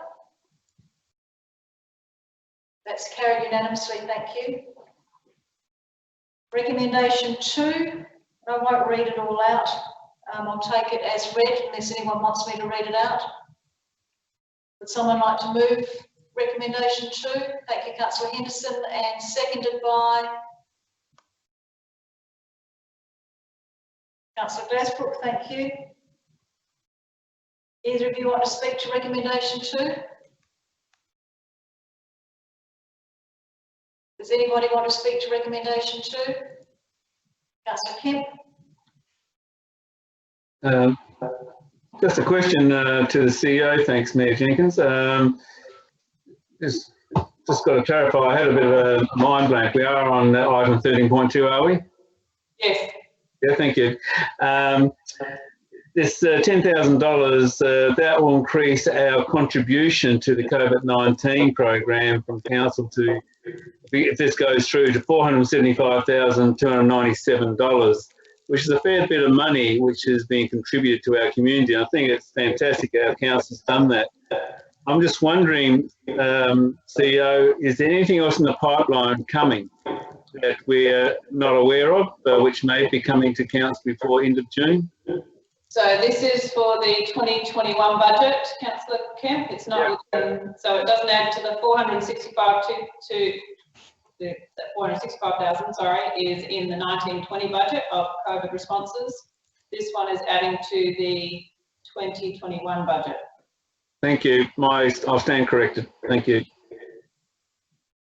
Does anybody else want to speak to this item 2? If not, I'll put it to the vote. All those in favour?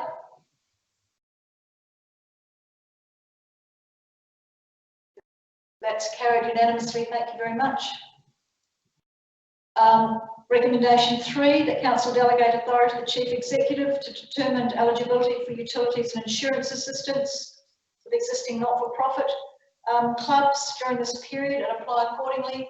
Councillor Mann, moving that way, and seconded by Councillor Schofield.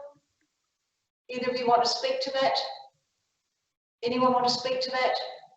Councillor Robertson.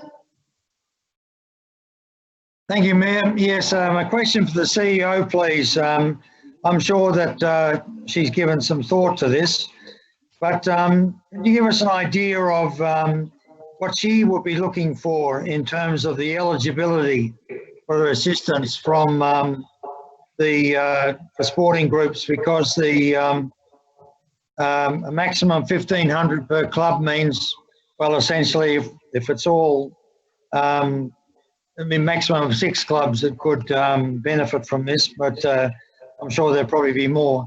But the what she's going to be looking for in terms of, I guess there'll be an application for this, what she'll be looking for in terms of the criteria that be used for determining eligibility. Thank you. Thank you, through the Mayor. You're actually very clever with your question, because I asked the same thing when I had the report presented, trying to calculate how many clubs would benefit. So we're actually specifically looking for only utility expenses that were during that period from March to June, and also for those clubs that were closed and impacted by COVID. So my calculations is it will spread a lot further than, we won't be having clubs applying for $1,500 of utility expenses. It's purely for that period in which they were required to close from March to June 30. And obviously they need to demonstrate that they were required to close and it had an impact on their capacity to generate income through their normal club sales or opportunities for gathering community funds. And if I might air a second question.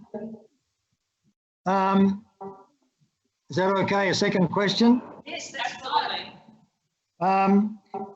Well, to the CEO again, is she aware of any of the utilities, SA Water or any of the other, or the electricity providers giving any assistance in terms of relief or remissions on costs for these clubs? No, I'm not aware of any. I know they've provided some bill softening options of being able to stretch out payments, but not actually giving any remission or relief of those payments, not to my knowledge.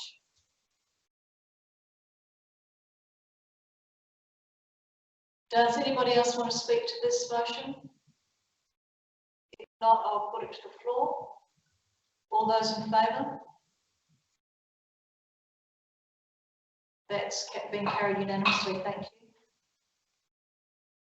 And recommendation 4, that the council authorise the CEO to review the COVID-19 utilities and insurance assistance grant arrangements at the conclusion of the period and to extend for a further 3 months if required. Councillor Kemp moving that way and Councillor Henderson seconding that. Either of you want to speak to that? Councillor Kemp. Yeah, I think it's good that the CEO will review it. I'm a little bit concerned on what grounds will she continue the program for another 3 months? What triggers you need to have for that to go ahead? Through the Mayor, in response to that, one, if we still have applications coming in and we still have budget remaining. So obviously I wouldn't be in excess of the $10,000 allocated for council. If that was required, then I need to come back to council and extend that budget. But if there was a slow uptake or clubs were having difficulty finding evidence or applying, or they weren't aware of this being provided, although we will write to them to give them notice. So there'll be various reasons why I would look to extend. Councillor Robertson. Thank you, Mayor. Yes, I'd be voting against this. I think that all of these COVID subsidies that are coming out have to end somewhere, and that the going on for a further period of 3 months because people are slow to apply or whatever, to me, it shouldn't be there. I'll be voting against this. Thank you, Councillor Robertson. Does anybody, Councillor Lindley? Yeah, I tend to agree with Councillor Robertson, but on the basis that it's more work for our administration, and while it might be a small thing in the big scheme of things, it's still another job and another exercise. So I will vote against it for that period, that extension. Thank you. I've just asked to let the CEO respond to that. I've just also note the reason also that provision was placed in the report at the time of writing this, we were really unclear about the turning back the time in terms of reducing restrictions, is the term I'm looking for. So I guess there was a bit an unknown at how long the restrictions were going to go on for, where now we have a better indication that we are hopefully coming out of it, so it may not even be warranted for that review. So that was also another reason why that was put in the report at the time of writing this, but we are seeing that we're coming out of restrictions now, so it may not be required. Does anybody else have anything that they'd like to contribute? Councillor Henderson? I just want to add that, yes, we are coming out of restrictions, but just in case there is another peak occurrence of COVID, I think we should leave this in place just as a backup measure. It may not be required. Thank you, Councillor Henderson. If no one else wants to speak to it, I'll ask Councillor Kemp if he wants to wrap up as mover. No? I'll put it to the vote then. All those in favour? 1, 2, 3, 4. And those against? 1, 2, 3, 4. Lost. Who's fine? Yep. Brian, Whitney, Glasgow, Holmes and Robinson. We're against, we'll be sure. That's lost.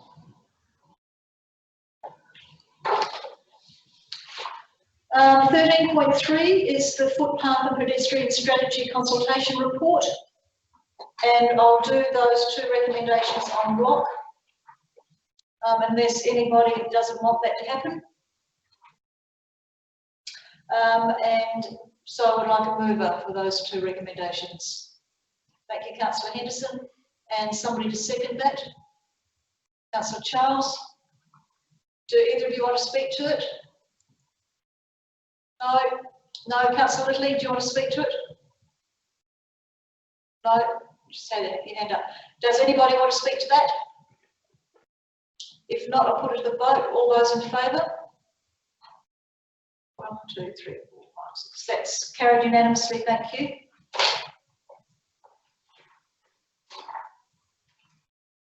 We now come to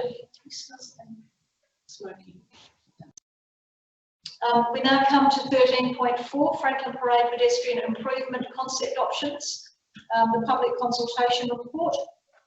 And I'll do recommendation 1 first, which is just noting and receiving the report. Would someone like to move that way? Councillor Hales, and seconded Councillor Schofield. Do either of you want to speak to noting and receiving the report? Does anybody want to speak to noting and receiving the report?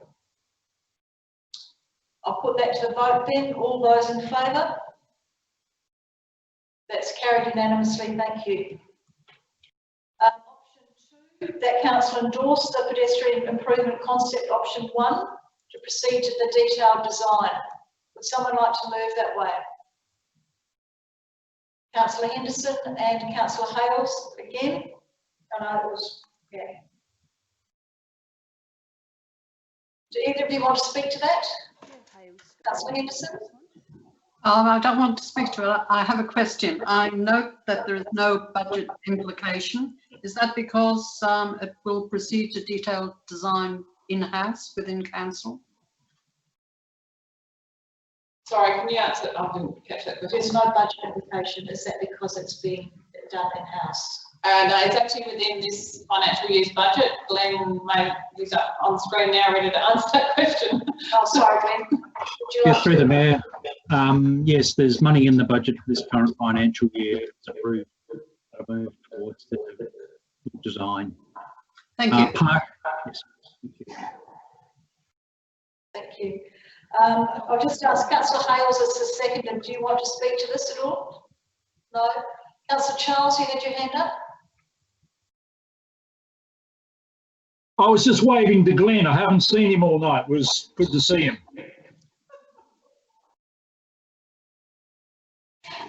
Councillor Kemp, you'd like to speak to this? Yeah, on two issues. The first issue, basically, there's no costings in for this design. We don't know how much we're going to be spending. Again, irrelevant, poor information provided for us to make decisions on. Can't support that. The other one is that when we had the workshop to discuss the design and the concepts 1 and 2, there was discussion around moving the option 1 car park, the walkway down 2 car park spaces, so you don't have to remove the telephone box, which will be a council cost. Removing of the bins and all that has not been costed in all this anyway. So I would have thought that there would be more discussion within chamber in a workshop to really look at the best options at all, because I don't think this is the best option. Now, I'm not against the concept of having a walkway for people to cross safely, but it should be put in the right area where it's got a minimal cost to the council to change utilities around. So I won't be supporting this. Director Sanford, would you like to respond to Councillor Kemp? Clarify. Yes, through the Mayor, under item 13.4, there's a separate cover with the attachments with the quantity surveyors costing. So option 1 is around the $150,000 and option 2 is in the order of $360,000. So it's the cheaper option that's being suggested and by the community and the recommendation being placed before council. Thank you, Councillor Sanford. Have you got a copy of that attachment, Councillor Kemp? Yes, I have, but normally I thought resolutions should actually have, the actual cost in there. If there's no reference to attachments or anything in the recommendation, it's just at option 1. So it could be in the back room behind the cooler, the paperwork. I mean, if we're going to do this properly, again, I keep saying we must get our processes correct to get the right information, make decisions. And the costings also don't show the costings or removal of the bins or the telephone. So the figure is not even correct in their costings in the attachments. Thank you. Councillor Sanford, would you like to respond to that? The figures in the attachment are not correct in terms of the costings?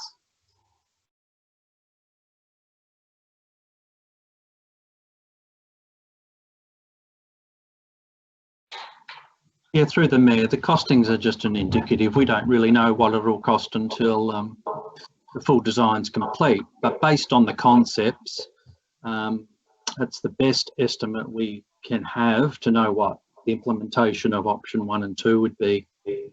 I suppose the process is a consideration of council. We did have a workshop on it. This is probably going back a number of years to improve that area, going back to 2002, and over that period of time there's been quite a few design options that have come forward, very similar all the way through for what the community's been looking for, just to enhance the area, putting in lighting, improved footpath, signage, furniture as well in that area, so it stands out as if something is there to the community. Thank you, Councillor Sanford. Director Sanford. Councillor Kemp, if you look on page 154 around budget implications, it does say for the design to be implemented, capital funds will be required in future years, and the cost estimates are under separate cover for consideration, which are those attachments that we've been talking about. Does anybody else want to say anything, Councillor Charles? This was originally your idea that came up about improving this area some time ago, Peter. You've turned it off again. You need to turn it on.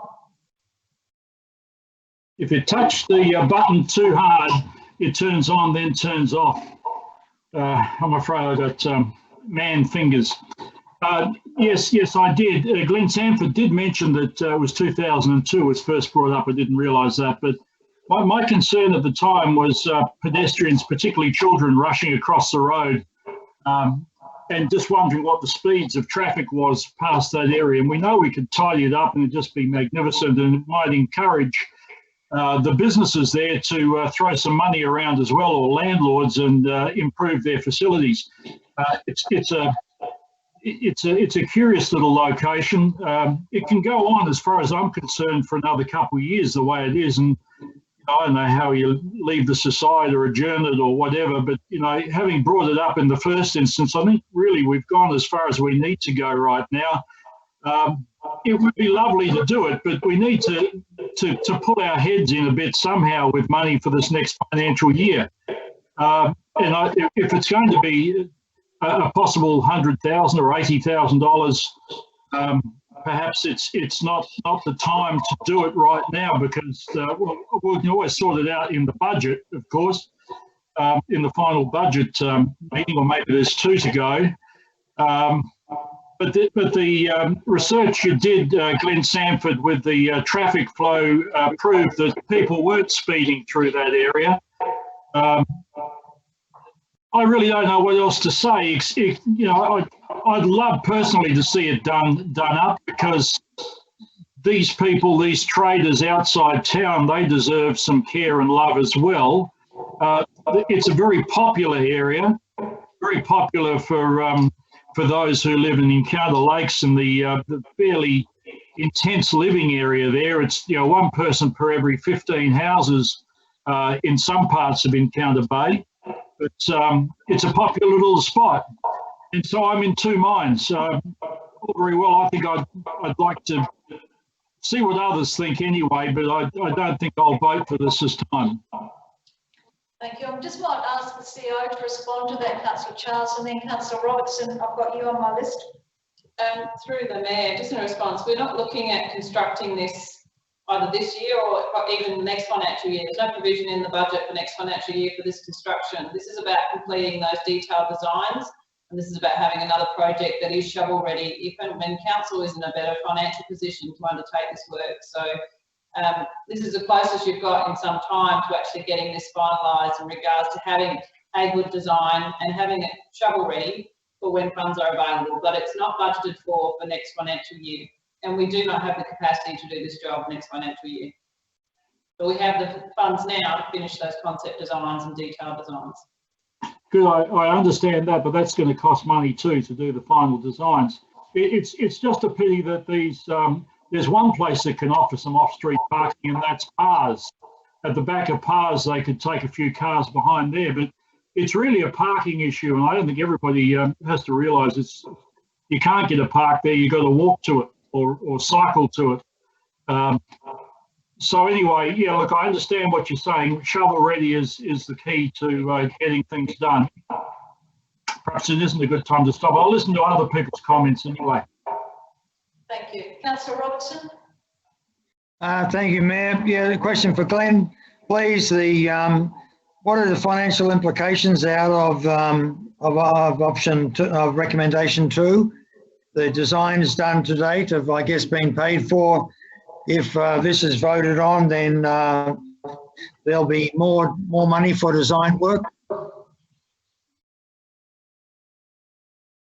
Yeah, through the Mayor, either option, there's money in the budget for proceeding to the design stage. So the full design and documentation, having that ready for a future budget for implementation, or waiting for possibility of state or federal funding opportunities. So we'll be in a position where we can act quickly to reduce the project if the design is complete, because that takes a little time. Yeah.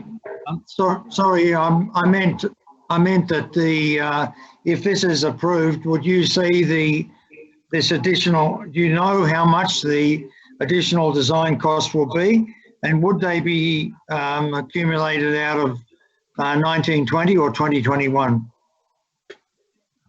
Through the Met, it'll be through this current budget that was approved through this financial year 1920, but really at the beginning of June there may be some carry forward with that amount due to the timing of it. What would it be, Glenn? What would the amount, the remaining design costs be? I don't have the detail right in front of me. I would estimate between survey 25,000. That's an estimate. I'd have to check and get back to you though. There's $20,000 in the budget remaining for this project for those members who are asking the question. Thank you. Councillor Glasbrook and then Councillor Henderson. Thank you. Well, I am in favour of this. I mean, it is just to finish the design. It would be silly to stop now. We've gone this far, in my opinion. Most of the work's been done. If we delay it, we'll probably have to start again, and it'd be far more expensive than it will be at the moment. I just wanted to go back to the responses we received, which was, you know, disappointing, but that tends to be the case. 6 people went for number 1, 4 for number 2. 2 people were against the idea altogether. 9 people suggested a combination of 1 and 2, and that's something that I think is probably worth considering, because the main concern that I seem to pick up through reading the responses of it was that people that didn't want parking to be at footpath level. They wanted there to be a normal curve to distinguish between the parking area and the footpath.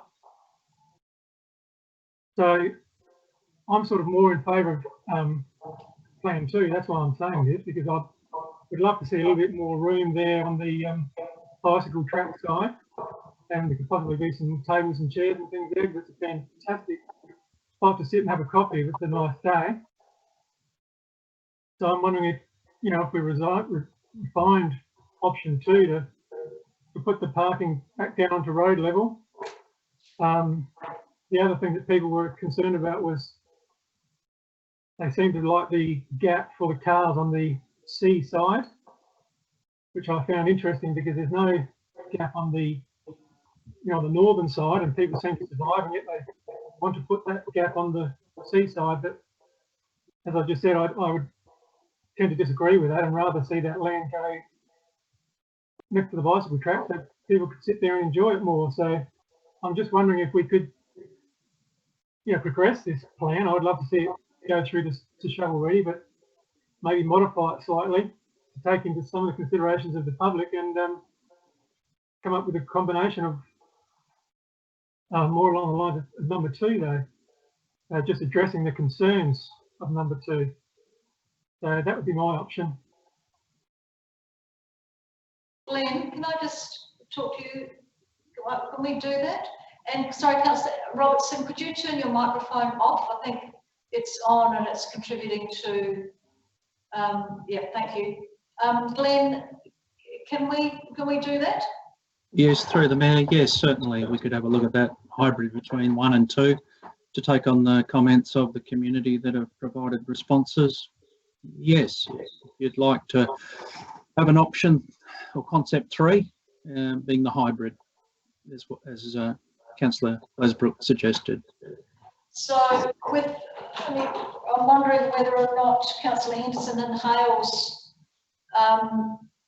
there's a possibility to vary this. So concept option 3 to proceed with a high detailed hybrid design of option 1 and 2, taking into account the community comments. Would that be something that you'd be happy with? I would, yeah. Councillor Hales, you'd be happy with that? So Karina, and can I move and seconder, let me know if this is right. The council endorsed Franklin Parade pedestrian improvement concept option 3 to proceed to detailed design, taking into account the community comments related to option 1 and 2. Does that work for you, Tim? Yep, and Nick and Marilyn? Yep.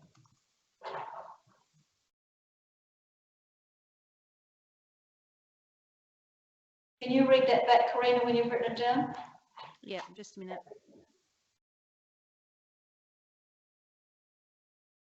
The council endorse Franklin Parade pedestrian improvement concept option 3 to proceed to hybrid detailed design, taking into account the community comments in relation to option 1 and option 2.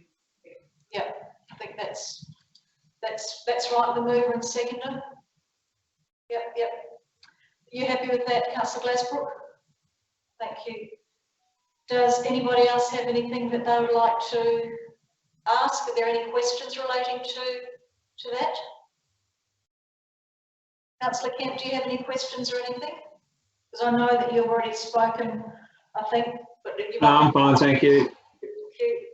Councillor Charles, any questions? No. Councillor Robertson, any questions? No. No. Okay. And Councillor Henderson, you wanted to speak as well, so I don't think you've spoken to this. We had Councillor Glasbrook. I just wanted to add that want to reiterate the importance of having projects that are shovel ready. I think the recent COVID-19 situation highlighted that. We received funding for 2 of our projects because they were shovel ready from the state government, and that just is an indication of being ready pays dividends, because we need to have things shovel ready under normal circumstances for support funding from government, other government levels. But in this unusual situation of COVID-19, because we were ready with some of our projects, it paid off on our behalf. Thank you, Councillor Henderson. And we'll go to Councillor Littley, but I just clarified with the CEO that when the detailed design is completed, it will come back to council for council to endorse it. So you will get to have another look at it. Councillor Littley? Yeah, I'll just add some comment to Councillor Henderson's comment just then, and that is the fact that when we talk of shovel-ready projects, we should be looking at different scales of projects as well. So this, as far as the construction piece of work would go, would be quite a bit smaller than some of those big projects we've got, and probably something that falls very well in line with some of our local contractors as well to be able to deliver it. So there's benefits there if we're able to get that. So when we are thinking about shovel ready to have a vast range of different projects across costings would be great. Yep, and I can see that you're agreeing with that, Peter. Councillor Hales, do you want to wrap up the debate? You moved it? No, Councillor Henderson moved it. Oh, I beg your pardon, I'm looking at the wrong thing. Councillor Henderson, you just have wrapped up the debate.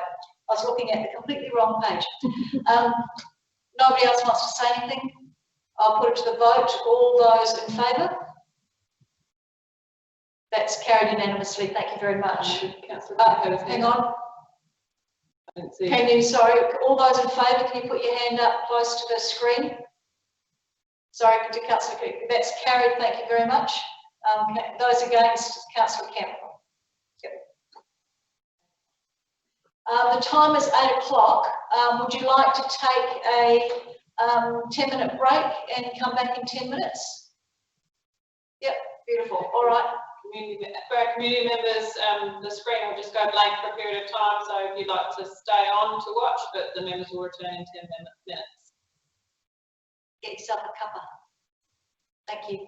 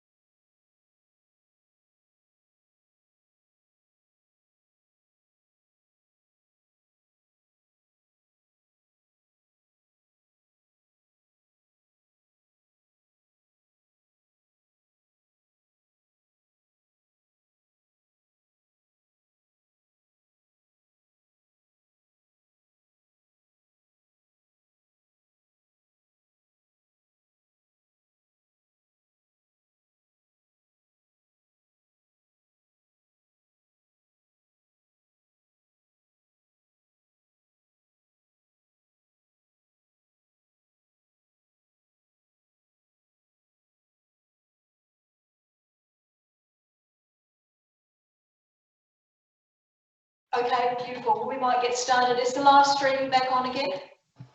Yes. Thank you. Welcome back, everybody. Have you got your cups of tea? We're now up to item 13.5, which is the Voting Facilities Working Group presentation. And this is really a report about their presentation because they were going to deliver a presentation for elected members, but because of COVID-19, that wasn't able to happen. So this is based on the report. And the first recommendation is that Council receive and note their presentation report. If someone would like to move that way. Councillor Robertson, thank you, and Councillor Schofield.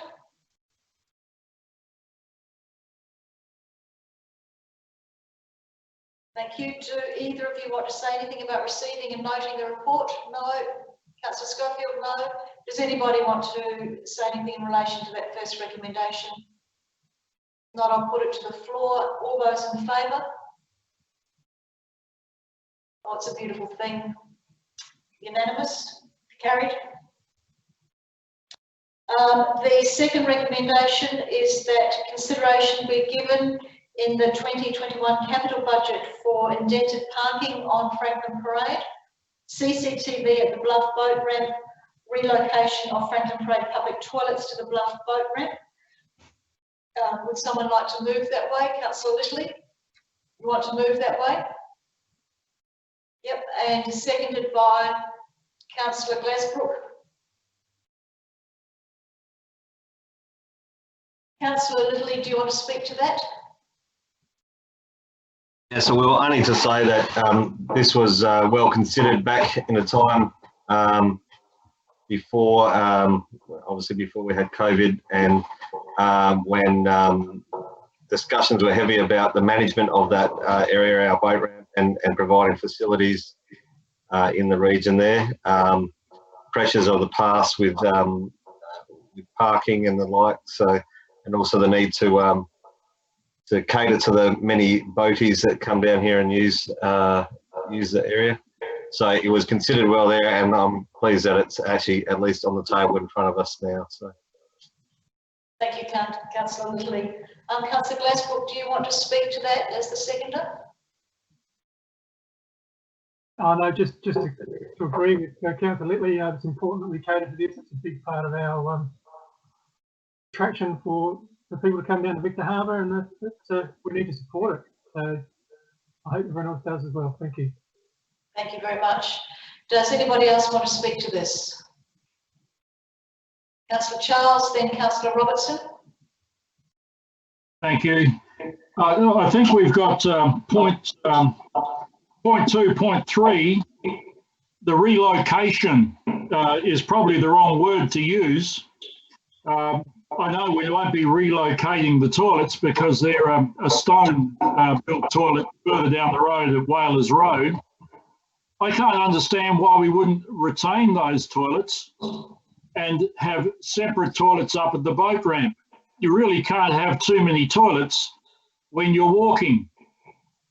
I think it encourages people to want to use them from time to time. So why would you remove a toilet which has got a lot of life left in it? I just don't see the point in that. Yes, new toilets up at the boat ramp, and the others remain where they are.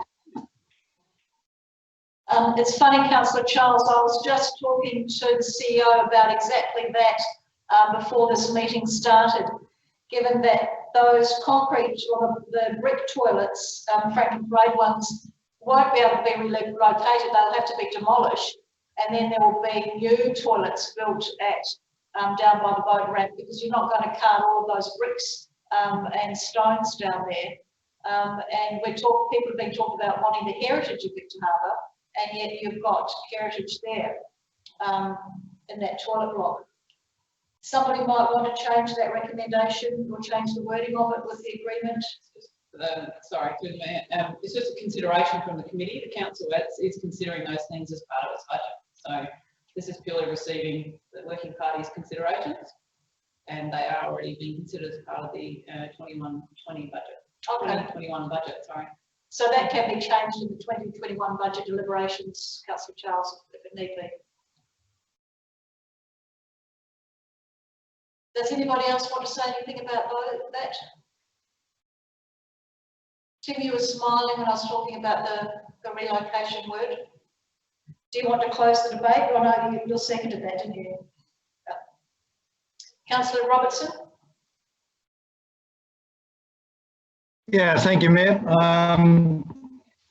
I agree with all this. I think that Jodie Roberts has done a very good job on this this particular sort of setting a benchmark in terms of this sort of recommendation in terms of infrastructure sense, because I've read it with interest, and she's included in here really, you know, some quite important visions for the future of the of that particular program, which will no doubt come online. We talk about being shovel ready, but being ready with a strategy for that boat ramp into the future. So she's laid out well the other important important infrastructure that's still to come as we can afford to do that. I have one question here related to the CCTV at the boat ramp. I think this is, in many ways, this is probably the single most important item on this list, apart from the toilets, and that is because the 90% of the year there isn't a problem with parking at the Bluff boat ramp, but 10% it's horrible. And the CCTV, which I'm assuming is going to be on all the time, live streaming, so that people can, it's an efficiency thing, not something to do with vandalism or road rage or whatever.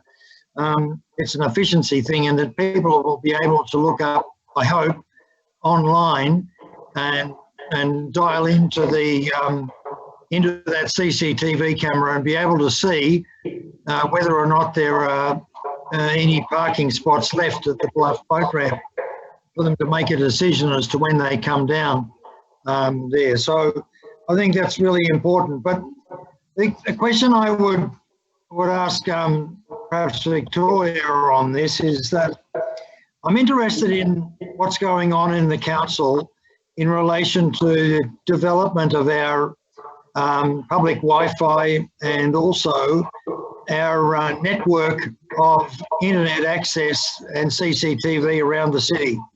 This has very little to do with crime or any of that sort of thing, though it can be useful for that as well, but it's primarily from the point of view of enhancing our future tourist industry and businesses in that tourist industry.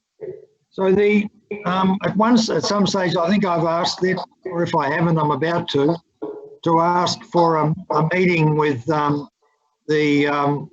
Daniel Brinkworth and his team about what they're doing in relation to enhancing the linkages, the pipeline between various key points around Victor Harbor in terms of the both Wi-Fi coverage, but also particularly in relation to CCTV coverage.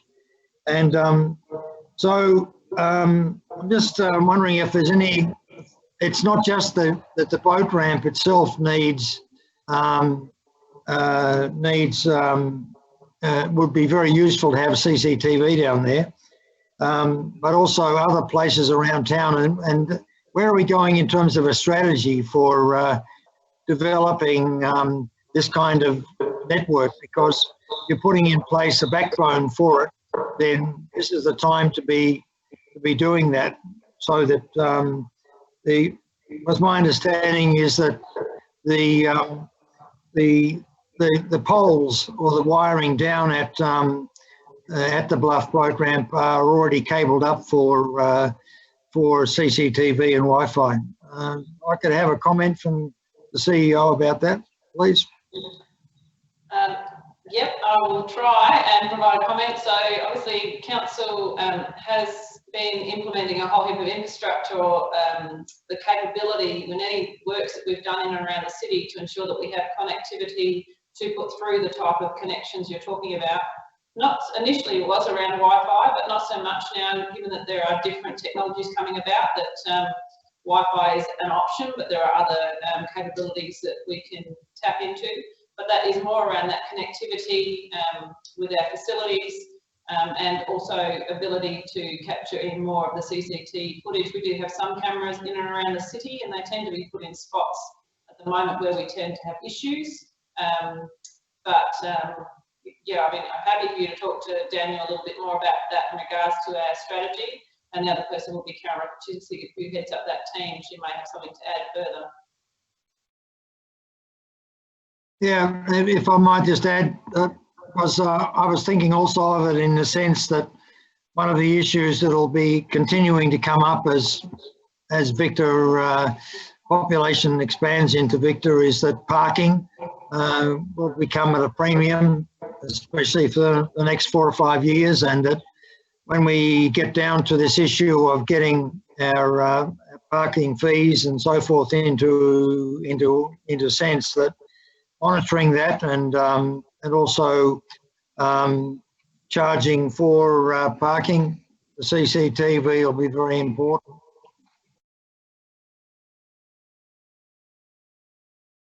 Yes, no, thank you. Unless I can get Karen to add a little bit more in regards to the CCT connectivity, but in terms of the recommendation, we probably need to stay on the recommendation regarding the working party voting working party consideration of those items. But I'm happy to take up that conversation around connectivity with you at a later stage, if you like, Councillor Robertson. Karen, sorry, before you disappear. Sorry.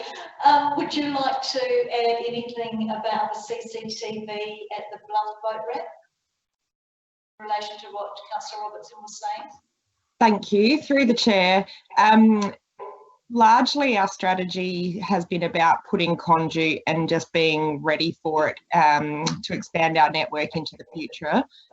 And we are doing that with each step of Main Street design. But it is going to be important for us to work out what our priorities in terms of information technology will be. It is something that moves pretty quickly in terms of changes and keeping up with what our community needs. Our focus in IT has been on trying to get our internals right, but preparing for the future more so. So we've largely been maintaining the networks that we've got without expanding, but future-proofing. That's been the strategy. Thank you.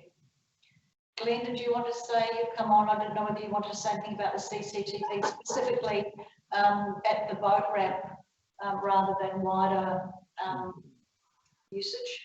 Yeah, thank you. Through the Mayor, yes, with the new Bluff boat ramp that was placed in 2 years ago in front of Whalers has underground conduits in readiness for future CCTV. The former car park, which was built, I guess, near 12 years ago now, that doesn't.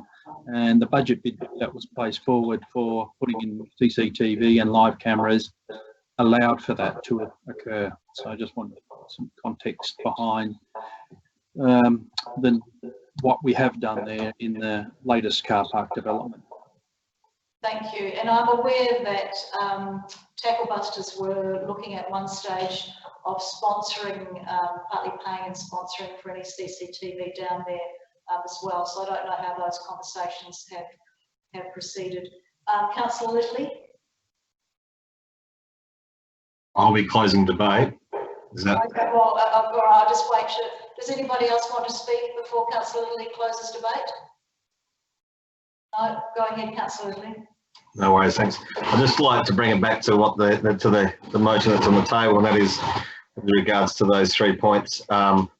I can appreciate the need for connectivity across our city, and but I just want to bring it back to first of all, the intent of the word relocation of the toilet facilities. I think the intent was to ensure that there were adequate toilet facilities at the boat ramp and not particularly up a concrete structure and move it or destroy it. That's stuff that could be worked out in the wash when we've got an asset such as an existing toilet facility down the way a bit, I'm sure that we'll be responsible for that. The CCTV, live streaming or webcam, they have slightly different functions and parameters about what you can do and what you can, I guess, publish and how you can use that information. I'm sure Councillor Charles is aware of those in his industry. But they can work in concert with each other, and it's also part of that asset protection. So as well as having the function, Councillor Robertson, of being able to perhaps live stream or use a webcam so people can ascertain to what's going on in real time at the boat ramp, it is about protecting the assets such as a new toilet facility and protecting the users of those facilities. So I think that was the intent of the relocation wording, was that we could have a facility that is perhaps brought up to the standards that we require for a busy area such as that boat ramp area. So hopefully we can, councillors, support this motion to proceed with this consideration for these items. Thank you, Councillor Little. I'll put now that to the vote. All those in favour of recommendation 2? That's those against? That's carried, thank you. We're now up to 13.6, which is the Recreation and Small Grant Program Round 2 applications. And I will do both of those recommendations en bloc unless somebody disagrees with that. So do I have a mover for both recommendation 1 and 2? Thank you, Councillor Schofield. And someone to second that? Councillor Henderson. Do either of you want to speak to it? No? Councillor Henderson? No? Does anybody want to speak to it? Is Councillor Robertson? Yeah, thank you, Mayor. Yeah, I really appreciate the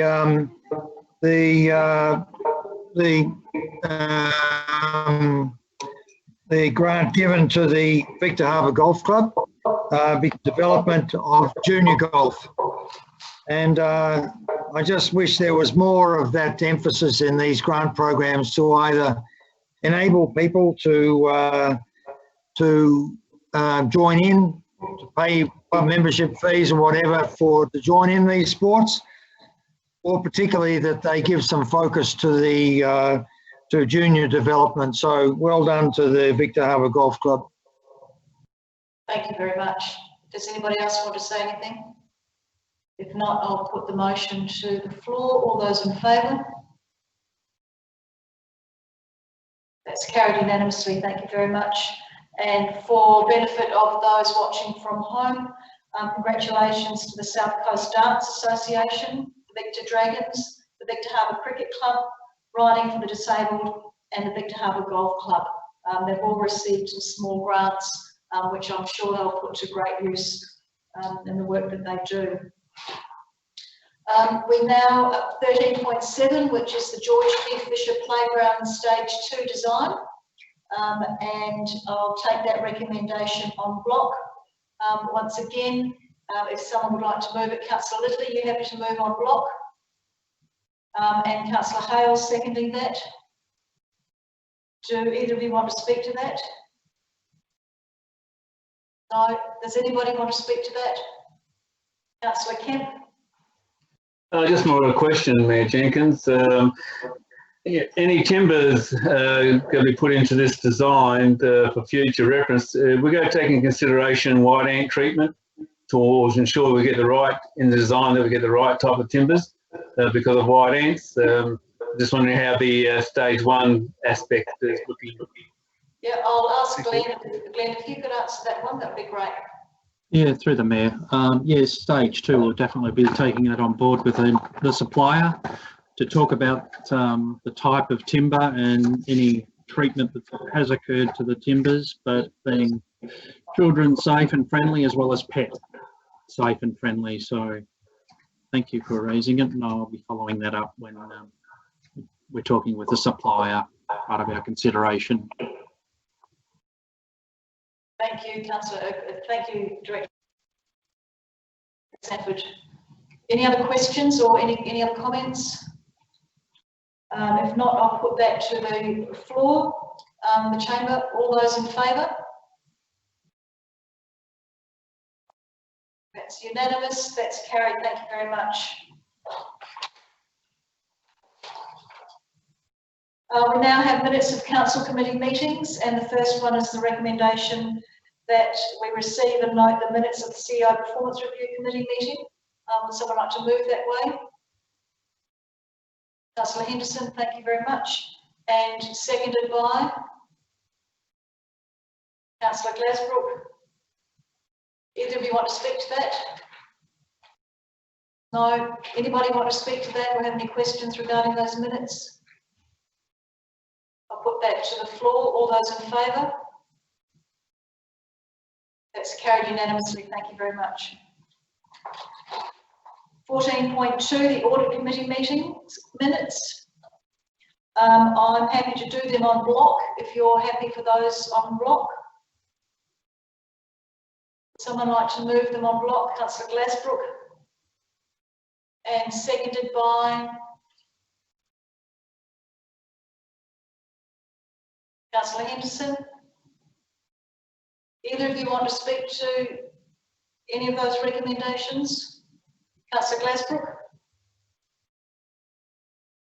Yeah, I'll just mention again that as part of the interim internal control review that's done by external auditors, again, council did very well, or the council administration did very well, receiving 86 of their controls were operating efficiently out of 89, which is a very good result. The three that didn't meet the requirements were not critical. They were, one was of medium and two were low, and council are already well in the process of dealing with those issues, so just need to congratulate the administration on achieving it. Thank you, Councillor Glasbrook. I'm sure our CEO will pass that on, and Kelly Knight-Stacey's listening as well, so she'll pass that on to her staff. Does anybody else want to say anything in relation to these minutes, Councillor Kemp? Thank you, Mayor Jenkins. I just want to know whether there's a recommendation missing on page 203, 7.4. Recommendation from the Audit Committee is that the Council endorses the 1920 March budget review. That's missing from these recommendations. Every other recommendation is captured except that one, so I'm just wondering why. Should be in there.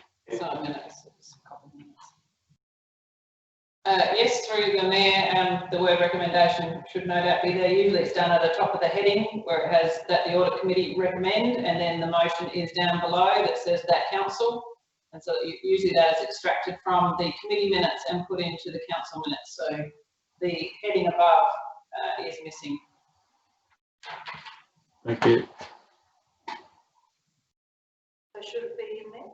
No, it's a snippet from the actual minutes. Oh, it's from the minutes. Yeah, it's just a copy from the minutes that are in the council agenda. Yep. Yep. Any other questions or queries in relation to those recommendations?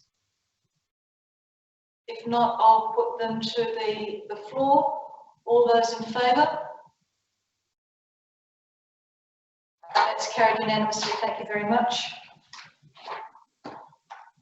We now have the representative reports, and the recommendation is the council receive and note the representative reports for May. Do I have a mover for that? Thank you, Councillor Hales, and seconded by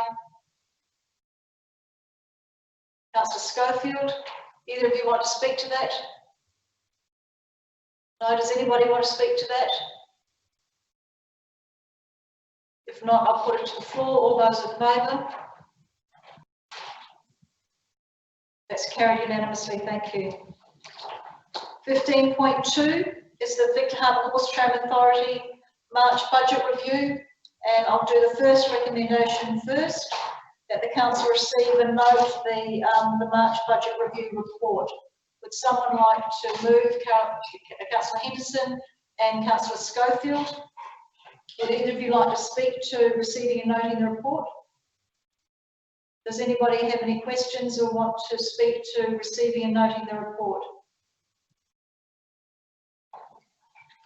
If not, I'll put that to the floor. All those in favour? That's carried unanimously, thank you. The second recommendation that council endorse the Horse Tram Authority budget review as provided in attachment A. Would someone like to move that way? Councillor Henderson, thank you. And seconded by?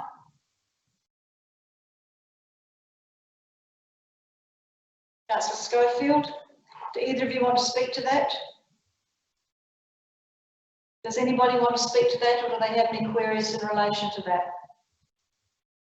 Mr. Councillor Robertson. Yes, thank you, Mayor. Yeah, this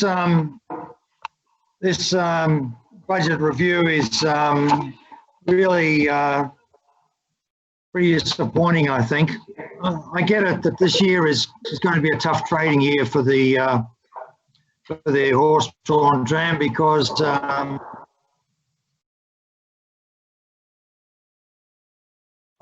Councillor Robertson, you've turned your microphone off again. yeah, sorry. I get that this year is a tough year for the horse-drawn tram. A lot of income that should have come in is not there. But it still staggers me the costs that are incurred in this operation. And, you know, there's been some reduction in costs, but really very, very little. I'm really wondering how it gets on when it's in full-blown operational mode. If this is what, you know, in terms of all that can be saved out of a budget that's in of an organisation that's in complete shutdown for several months, and the costs are still enormous. And some of them have been some of the council really took a machete to the budget of this organisation before just before the March budget review. So it's still showing an enormous loss, and I just wonder, you know, when, if ever, this facility, I guess we'll have to wait until end of next financial year to really get an idea of to what extent this is going to be a viable institution in its own right. But there's staggering amounts of money that the council is being asked to put into this operation each year. I'm also a bit disappointed that you know, when it comes to page 255, for instance, the statement of comprehensive income, that on one line, there's no breakdown, one line, operating expenses. Okay, more or less $500,000 on employee costs. That's pretty easy to understand.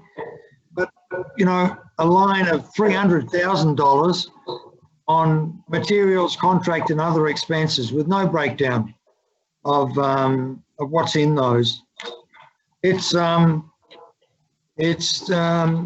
designed to, and also on page 258 at the special board meeting, which only lasted half an hour, by the way, didn't have a lot of time spent on examining what was going on. There was just a verbal report given by the manager to the board. And I'm wondering, at this point in time, and I'm not sure if the meetings are being recorded so we can go back and hear what was being given. But to me, verbal updates to the board at a particular time when the you know, when the organisation is under that much pressure because of its costs, not a terrific way to be presenting itself to council. So this to me is a pretty unsatisfactory outcome for this particular business activity. Thanks. Thank you, Councillor Robertson. I might ask Karen Ronichinsky if, Karen, you want to respond to anything that Councillor Robertson has said? Thank you. Through the Mayor, probably most of it was statement, but the question, there are the meetings recorded? Yes, they are, and the meeting audio should be on their website, so not the City of Victor Harbor website, but the Victor Harbor Horse Tram Authority website. And I believe the verbal report from the General Manager of the Horse Tram Authority at that meeting was just in addition to the 2 items presented for board decision at that special council meeting. So it wasn't actually their regular ordinary board meeting, it was their special board meeting just to get these couple of items endorsed. Thank you, Karen. Does anybody else want to speak to that second recommendation? Councillor Henderson, do you want to close the debate? No. In that case, then I'll put the recommendation to the floor. All those in favour? 2, 3, 4, 5. And those against? 1, 2, 3, 4. That's carried. Thank you very much. We now move on to item 15.3, which is the Fleurieu Regional Waste Authority draft budget, annual business plan and long-term financial plan. And I'll do those 2 recommendations together, unless anybody objects. Would somebody like to move those recommendations en bloc? Thank you, Councillor Glazebrook. And do I have a seconder? Thank you, Councillor Henderson.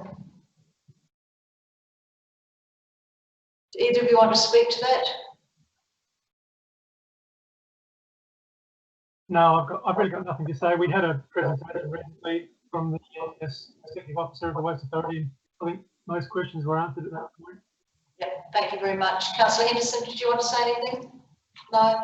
Does anybody want to say anything in relation to this these recommendations? Councillor Robertson. Yeah, thank you, Mayor. I had a chat. Sorry, is that okay? Yep. I had a chat to Simon Grenfell, the manager of the Pro this afternoon, about another matter of inquiry, and and mentioned to him that I just happened to be running through this item on the in the council agenda at the time that I rang him, and said to him that that you know I still reckon that the Waste Authority is underselling itself in the way that these plans and so forth are being presented. But anyway, yeah, it's going well, because I think it's really important for them to start laying out the, you know, in terms of especially the annual plan and the long-term financial plan, that if they're going to do any research down there, if they're going to be looking at expanding facilities or something like that, it should be flagged in that, and particularly education programs, which are part of the highlight. And they also won, well, they didn't win the award. I think they were just the top 3 of the finalists of the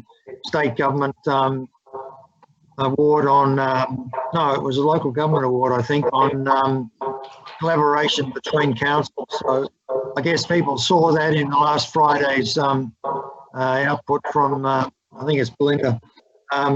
So to me, it's going well, and I'd like to see a little bit more of the forward or planning in these documents, but it's all good otherwise. Yeah.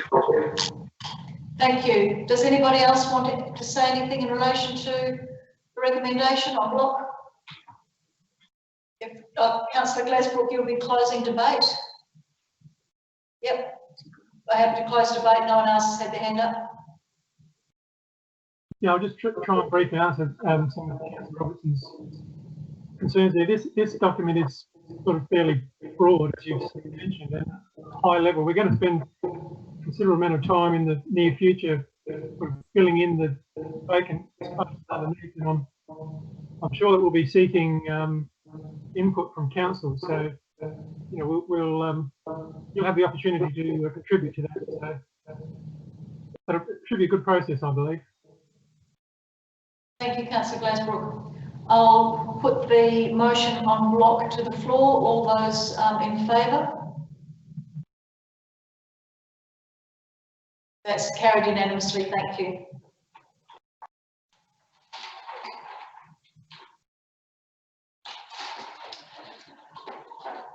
We now have the mayoral report. The recommendation is that council receive and note the mayoral report. Someone to move that way, please. Thank you, Councillor Schofield, seconded by Councillor Hales. Do you want to speak to it, Councillor Littley? Oh no, are you frozen? Do you want to speak to that, Councillor Littley?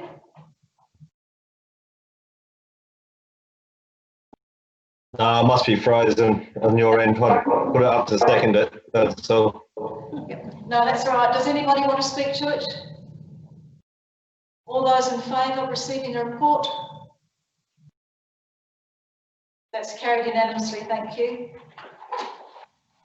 The elected member reports. Would someone like to move that the elected member reports be received? Councillor Littley, thank you. Do I have a seconder for that? Thank you, Councillor Kemp. Does anybody want to speak to it? No, Councillor Kemp. Councillor Littley? No. Anyone else want to speak to it? Not all those in favour? Is that your hand up, Councillor Littley, or have you frozen again?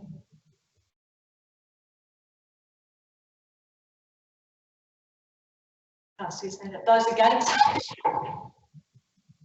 That's carried unanimously.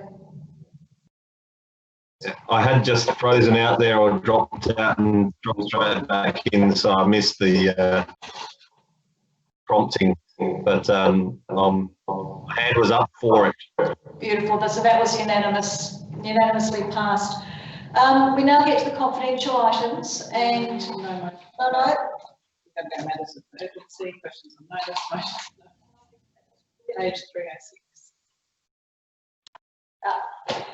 There are no matters of urgency. There are no questions on notice. Are there any questions without notice? Councillor Kemp. Thank you, Mayor Jenkins. Yes, look, I was going to bring this up during the horse-drawn tram business, but I missed it. The horse-drawn tram business plan, where we're at with that at the moment, is that being presented? Have I missed it? Or is it still coming? Because it's been now a fair while since it's supposed to be completed. We haven't received it and endorsed it yet. Karen Roczynski, would you be able to answer that for Councillor Kemp? Yes, through the chair. So in accordance with the Charter, Council's role is not to necessarily endorse the business plan. It was presented for information. That said, the Horse Tram Authority is then required to provide information to indicate how they are going. Council's role is about endorsing the budget. So they have revised, they have taken on board all the feedback Council did give and have been working through their business plan, and they are actually organising another workshop shortly to do another revision. This being only their first business plan since becoming an authority, so they felt they didn't need to wait the full 12 months and obviously did want to take on board your feedback. So they have provided as well a quarterly project update, which is based upon the actions in the business plan. And that was presented at that special board meeting on the 12th of May. So that is available on their website as well for any elected members or community who are interested in where those project updates are at. Thank you, Karen. Are there any other questions without notice? Would that answer your question, Councillor Kemp? That's fine. Yes, I was just wondering the process that's all behind what would happen. Thank you. No problem. Does anybody else have any other questions without notice? There are no motions on notice. Are there any motions without notice? Okay, we move on to confidential items, and this is where we'll be saying goodbye to our people who are listening in over the live stream. So the first recommendation that we have is, and I'll read this so that the people over the live stream understand what's happening. Pursuant to Section 92 of the Local Government Act 1999, the public be excluded from attendance at the meeting for this agenda item, with the exception of the Chief Executive Officer, the Director of Community and Development, the Director of Environment and Infrastructure, the Director of Corporate and Customer Services, Group Manager, Governance and Finance, and the Executive Assistant. The Council is satisfied that in pursuant to Section 93B of the Act, the information to be received, discussed or considered in relation to the agenda item is information the disclosure of which could reasonably be expected to confer a commercial advantage on a person with whom the Council is conducting or proposing to conduct business, or to prejudice the commercial position of Council. In addition, the disclosure of this information would, on balance, be contrary to the public interest. The public interest and public access to the meeting has been balanced against the public interest in the continued non-disclosure of the information. The benefit to the public at large resulting from withholding information outweighs the benefit to it of disclosing the information. The Council is satisfied that the principle that the meeting be conducted in a place open to the public has been outweighed in these circumstances because the information could jeopardise the commercial position of third parties. So I would like someone to move that we go into confidence in relation to that first recommendation. Councillor Charles, thank you very much. And Councillor Henderson, thank you very much. Either of you want to speak to that? Councillor Charles, you want to speak to it? Trying to unmute. Okay, we're unmuted. I'd like you to explain how this might affect a commercial agreement or be of any, in what regard do you feel this needs to be confidential? Could you quote the section that's most important to this particular one? It's a third party request, so the party who's involved in this transaction has asked that it be considered in confidence by Council, and once we've considered it, then we would look to release it from to the public. The third party are the current owners of the... Correct. Thank you. So I've got a mover and a seconder. Who was the seconder? Councillor Henderson. Councillor Henderson. Does anybody else want to speak on this? If not, I'll put it to the floor. All those in favour? That's carried. If in favour, Councillor Kemp, sorry, not yet. That's carried unanimously. Thank you very much. So at this point in time, I say good night to the public, and thank you very much for your interest in Council. If you do have any questions about the Council meeting, please don't hesitate to get in touch with one of the elected members or myself or the CEO, and we'll do our very best to answer the questions for you. Good night.